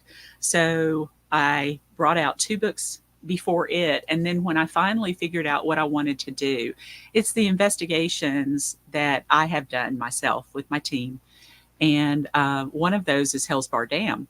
So it's just different things like that. And you can go, as you're reading that book, They're Speaking, Are You Listening? You can go to the website, elkvalleyparanormal.com, go to the evidence section, the drop-down menu to They're Speaking, and you can actually listen to over 100 EVPs that are in that book. Okay. Let me speak to Jonathan and the paranormal girl. What did you say her name was? Kristen. That's Kristen. Kristen and Jonathan, if y'all ever want to appear on the show, be glad to have either one or both of you at once, or all 3 of you at once. That's fine with me. They would both, yeah, both of them would be great to have on. They're fantastic people. Again, to Jonathan and Kristen, if we're not friends, now they're following on, let's see, on my author page. On yours. If we're not friends, please send me a friend request. Nice. Just look up Lynn Dorman on Facebook and send me a friend request, and we can work something out Because, I've had 3 guests at a time on this show before. He was interesting. Everybody likes to talk over everybody, but it usually ends up being a fun broadcast. So Yeah, I'd be happy to Kristen, do that with the 3 of you. yeah, Kristen is out on the West Coast, and I can't remember if it's Washington or Oregon. Kristen, I'm so sorry, I can't remember which state, but she's out there. And then Jonathan, of course, is in Colorado. Right. Which is mountain time. Yeah, yeah. He's an hour behind me. And she's Pacific, of course. She's 2 hours behind me. hmm So it's But it's both. mid You're it's both. midnight here. Yeah, yeah. So we've been going for a while.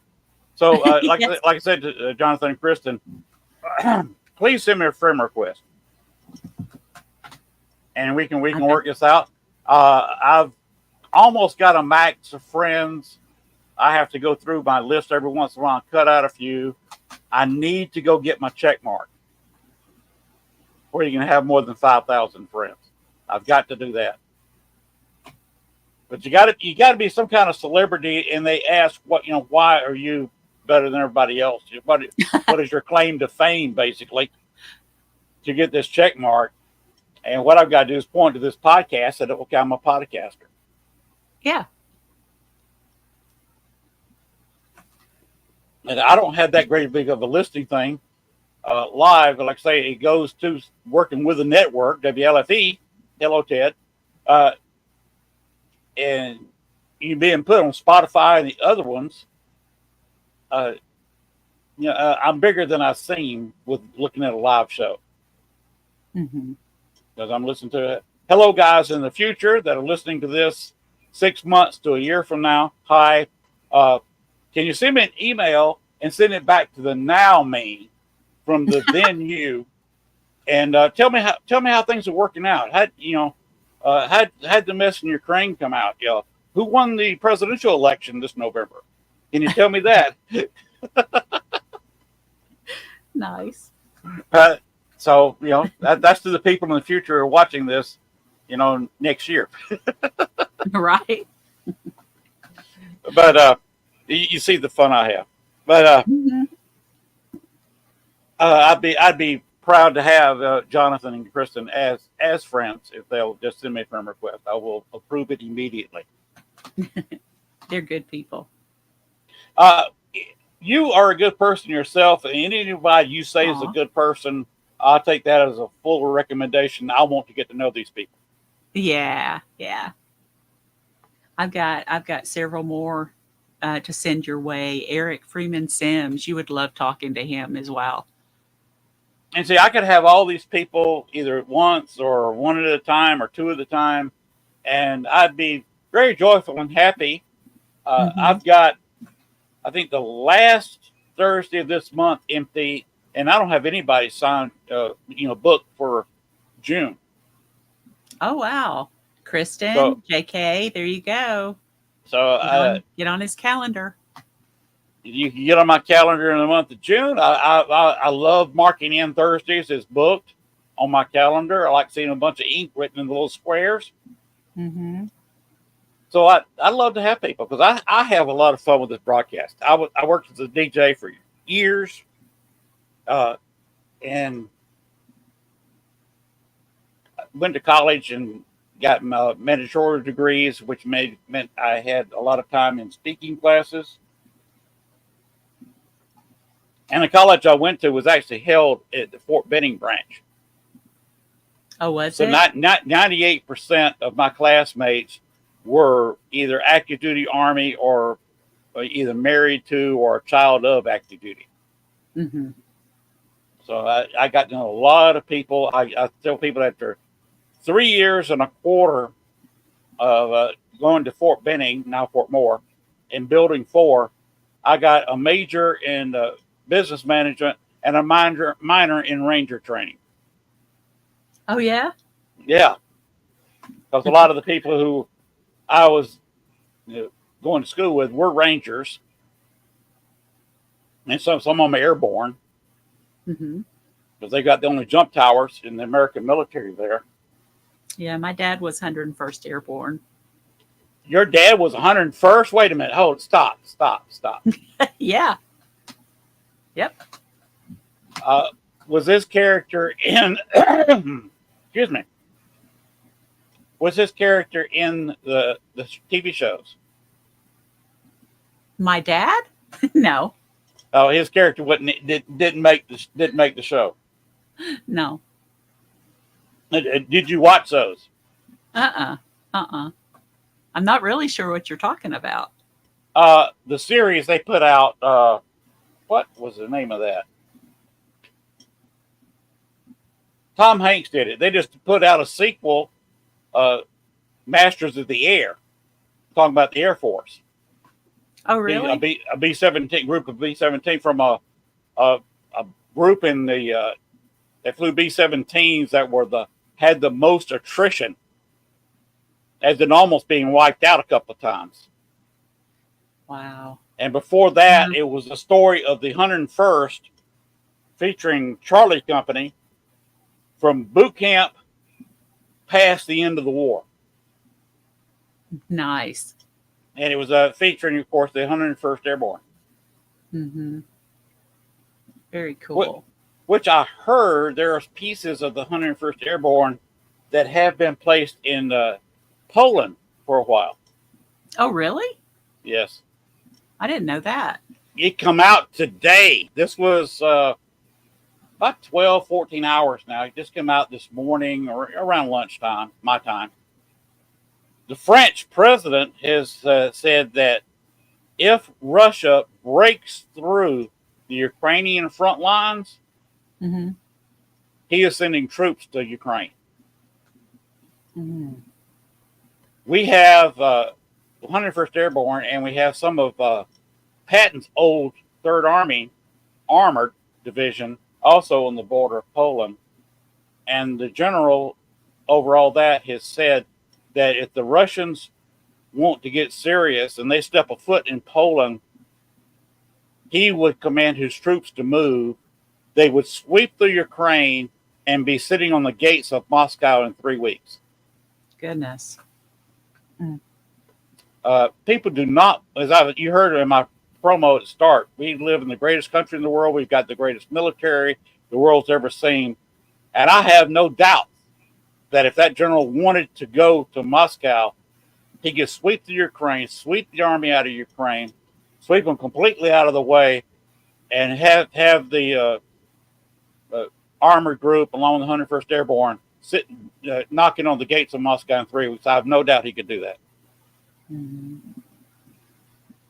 Of course, what would happen if we crossed into Russia? They might fire nukes sweeping the army out of Ukraine. But Putin's already said that that would be definitely nuclear war at that point. He would fire his nukes. It's just a really scary time. We are basically, one guy, I read an opinion last week, said we are in 1932. I've been saying we're been in 1935. Mm. Where you're looking at the, excuse me, the armies of the world arming up. Yeah, building up to the big. Yes, and with a little bit Mm-hmm. when Hitler first hit Czechoslovakia and hitting that before the main countries got involved in the 30s and started taking small chunks of Europe. And he took over Poland. Putin has said he wants Poland and a couple of those other smaller NATO countries on their border. He also wants 3 states. He wants Alaska, he wants Hawaii, and he wants California. Really? Yes, Alaska has oil. Hawaii, he just wants to get, because he thinks a lot of Americans wouldn't even try to defend. He's of the thinking that if we were in 1941 now, and Japan hit Pearl Harbor, there's a lot of Americans, oh, it's just a Hawaii. That's not really a part of America, even though it's a state now. Mm-hmm. There's people that they wouldn't want to go to war because somebody hit Hawaii. I mean, there were some people when Obama was elected that said, of course, a lot of people said he was born elsewhere. But even when they admitted, okay, that why your birth certificate's real, they were saying, well, that's not really a part of the United States, or wasn't a part of the United States when he was born. Yes, it was. But even if it's territory, that's still good enough to be president. Ted Cruz was born in Canada. It doesn't matter where you're born; it's where your mother's a citizen. Some people argue that Obama was not a true American because his father was from Kenya. It doesn't matter where the father is. That's not even considered under American law. It's where the mother was born.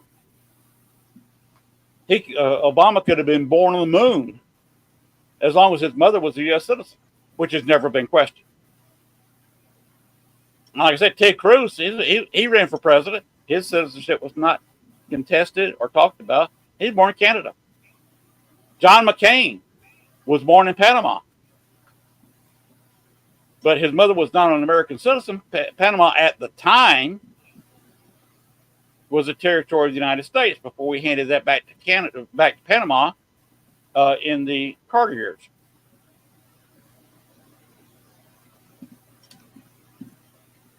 So excuse me talking a little bit about politics, but politics is part of life.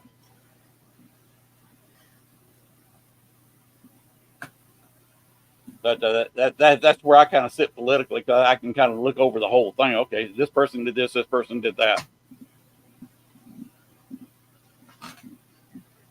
So, what else would you like to talk about?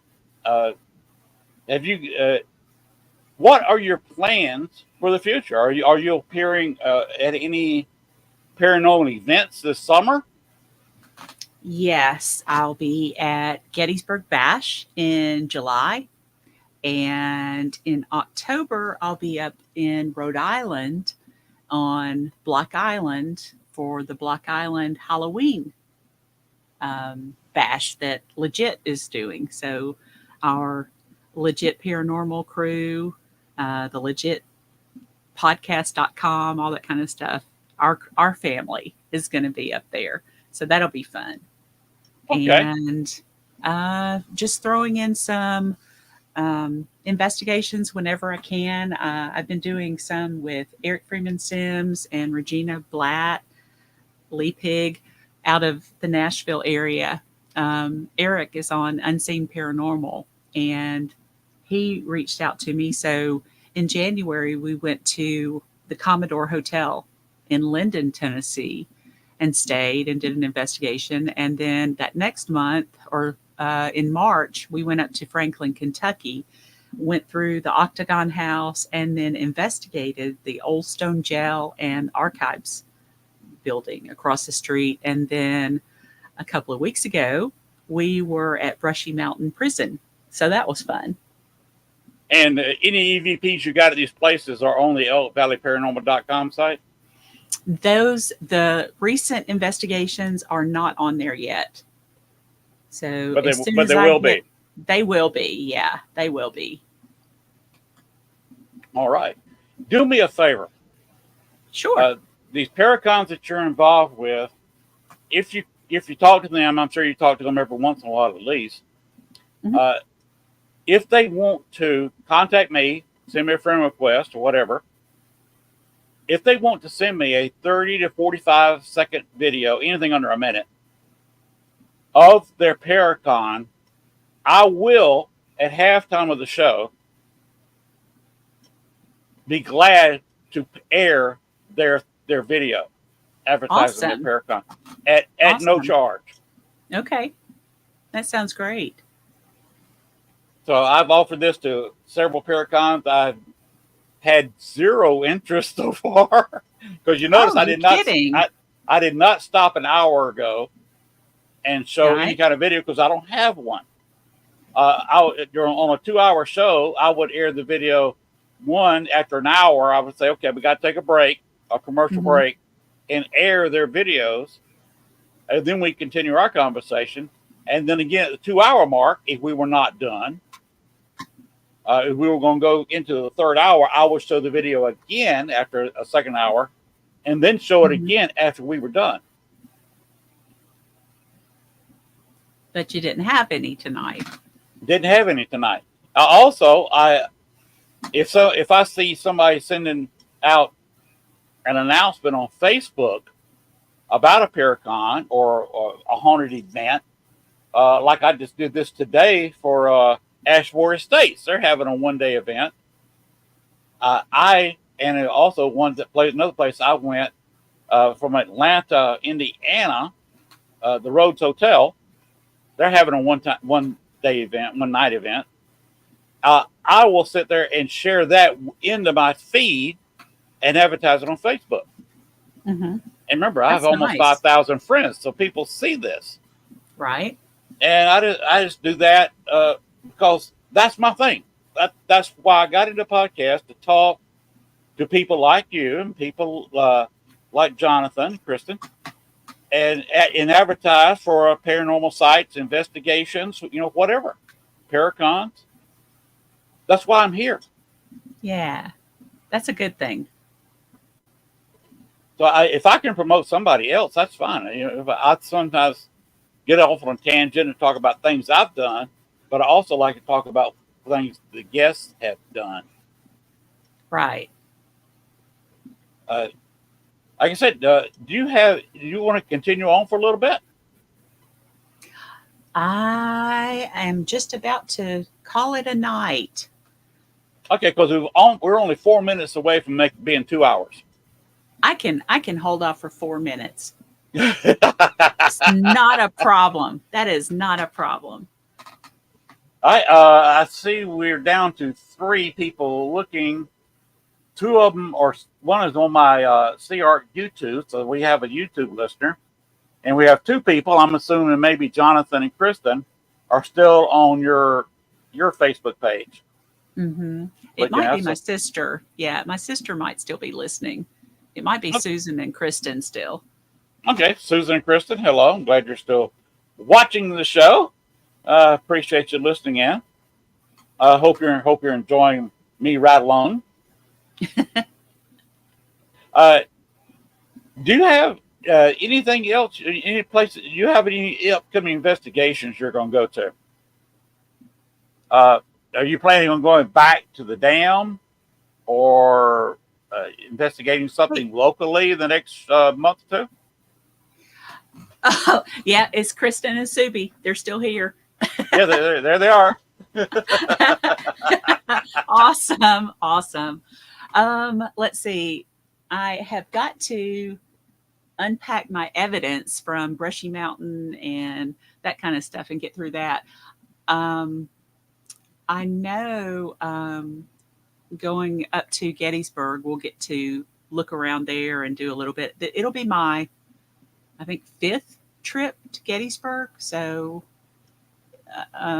it's just a different kind of place up there. And so I've heard.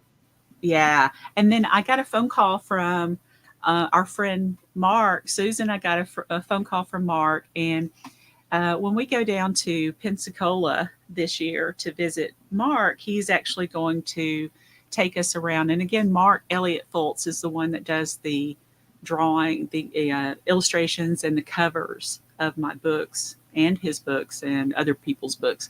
He's very talented. And he is coming up. He's already got a Chattanooga ghost tour, and you can actually go and see that on YouTube. But he is working on his Pensacola ghost tour now, and he's going to take me and Susan and my husband around in the summer or fall, whenever we do get down there to Pensacola, and take us around and show us all the haunted places. And this is the oldest cemetery, and this is so and so. So he's going to play our tour guide this year, and that's going to be a lot of fun. Yeah, Susan, I knew Susan would be excited about that. Yeah. Do it in the fall, between after Labor Day, because the tourists start leaving town. All the college kids are going back to school. Yeah. But do it before the snowbirds hit. Oh yeah. And we've done really good about that. So Pensacola is a different beach all its own. It's completely different from Fort Walton and all the rest of them that everybody goes to. So it's Susan and Wyatt actually started going there, and they got turned onto it. And instead of Panama City and Destin, and talked me and Greg into going, and we've been going ever since. Well, see, I lived in Florida a couple of times. I had family on my mother's side, especially. My mother shipped me off for years because she was a little bit of a nervous Nelly, to just not say a whole lot. Mm-hmm. But she would ship me off to her aunt in Jacksonville every summer from the time I was about 5 or 6 years old up to the time I was about 12 or 13 when she finally stopped doing that. Mm-hmm. But I did time on a tugboat down in the pushing naval vessels around at Jacksonville Naval Air Station, but also got to see some of the other cities. Yeah. I'll tell you, one city I would love to go to and see and investigate is St. Augustine, but I've not made it down there yet. Bucket list, though.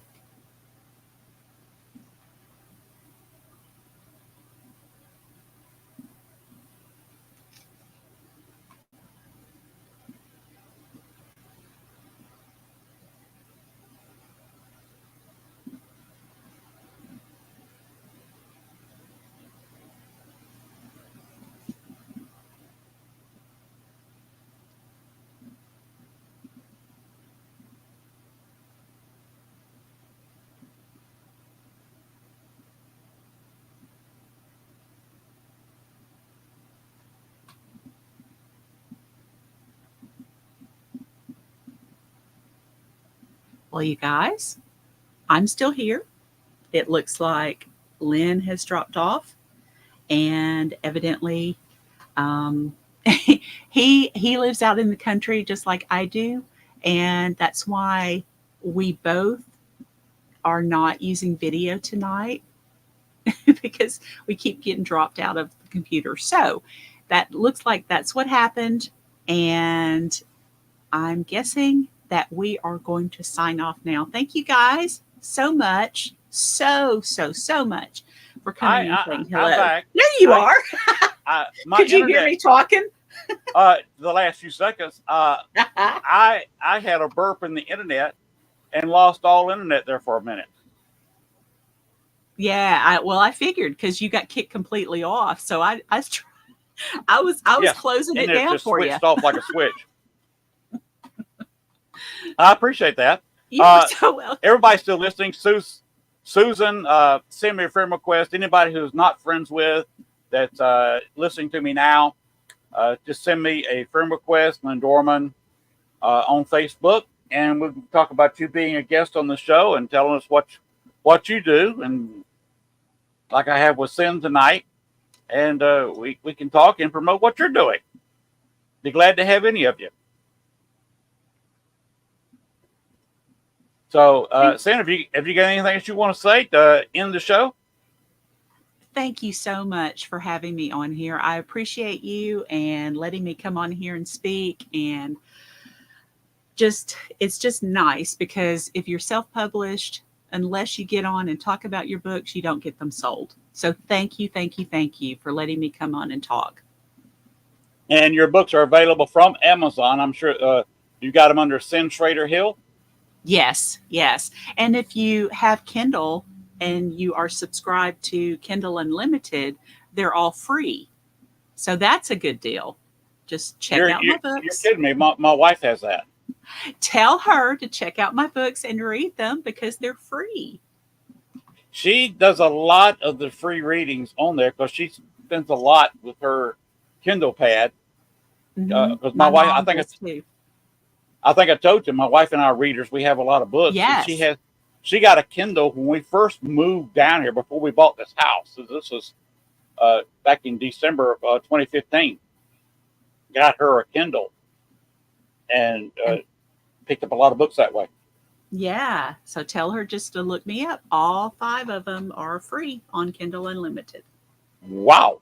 Thank you very much for that information. And I Yes. hope everybody's listening to that and goes over to Amazon and picks up Sin Shrader Hill's books. They're free on your if you got a Kindle.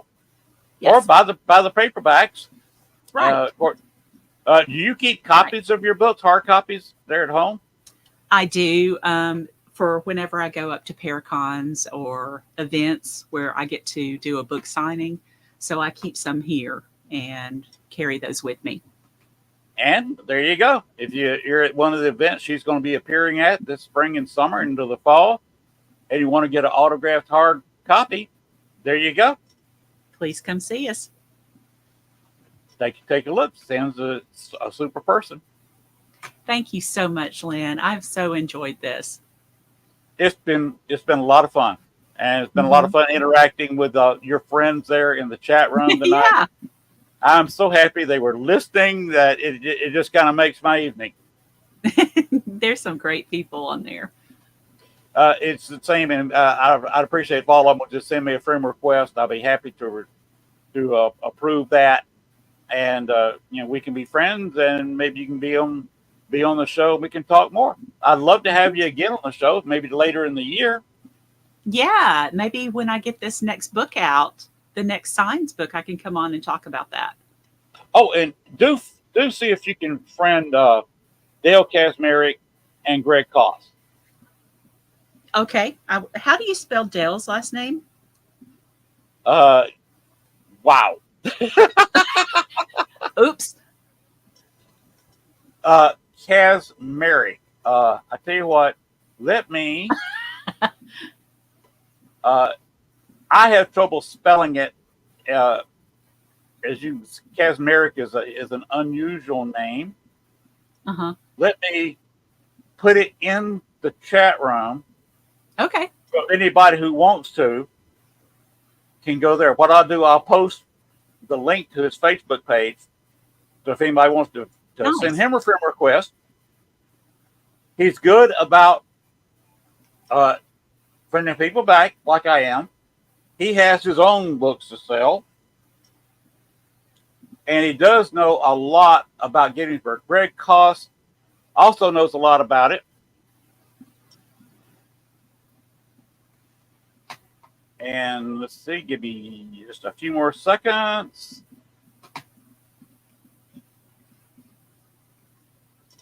And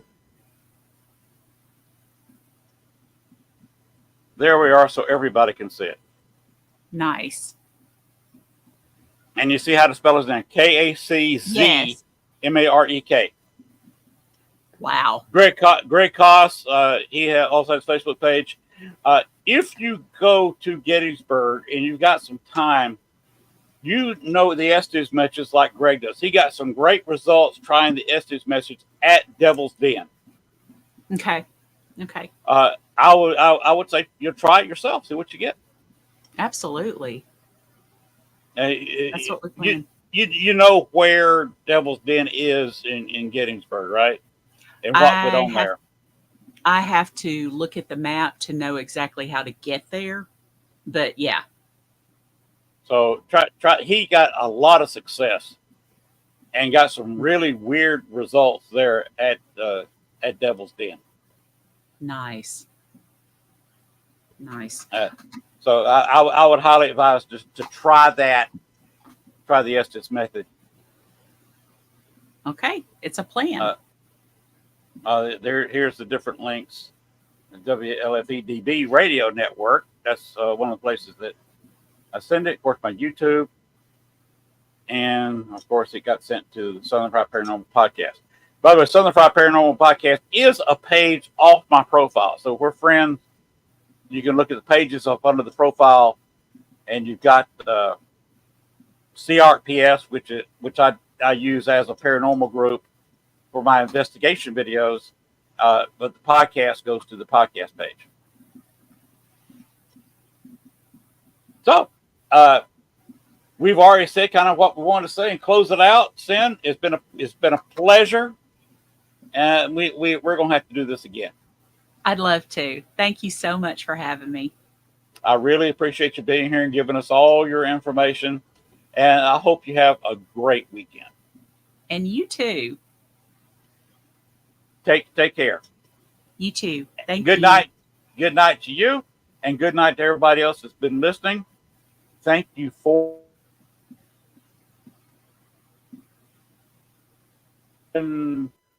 going for 2 hours and 10 minutes plus a few seconds. So I think it's about time we got on out of here. Good night, everybody. I think I have a guest for next week. It'll be the person I had last week. We're going to do it again, except with her whole group. I've got to confirm that in 2 weeks. I'm supposed to have Donna Marie Sazzy Harlow. I got to learn how to pronounce her name. In 2 weeks, next week, I believe I will have last week's guest. We're going to do that again, except with our group. Of course, that was Angel Leo. Excuse me. Leo. She's going to be back here again. She was here last week. Be here next week with her entire group, which is like I would like to do Sin, maybe later this summer. Or maybe have her people friends individually, and to come on here as a group one time. They have a lot of individual investigations, and we'll be working together a little bit this summer. So they have a lot to talk about. All right, Bones, go ahead and let's get out of here. Play our outro, please. Good night, everybody. Have a good week. We'll see you next Thursday night as we explore the paranormal in a talk show format. Good night, everybody, and see you next Thursday. I may or may not try to revamp the show. Just depends on my waking hours. We may have a lot of rain next week, so I will try to do the Echo Box session show on Tuesday. Good night, everybody. Play the outro, please, Bones. Thanks for watching our show. Be sure to tune in to next week as once again we journey way down south into Bayou Country for another heaping portion of Southern Fried Paranormal with Len Dorman and Bones. Make sure to like, share, and follow. Y'all come back now. You hear?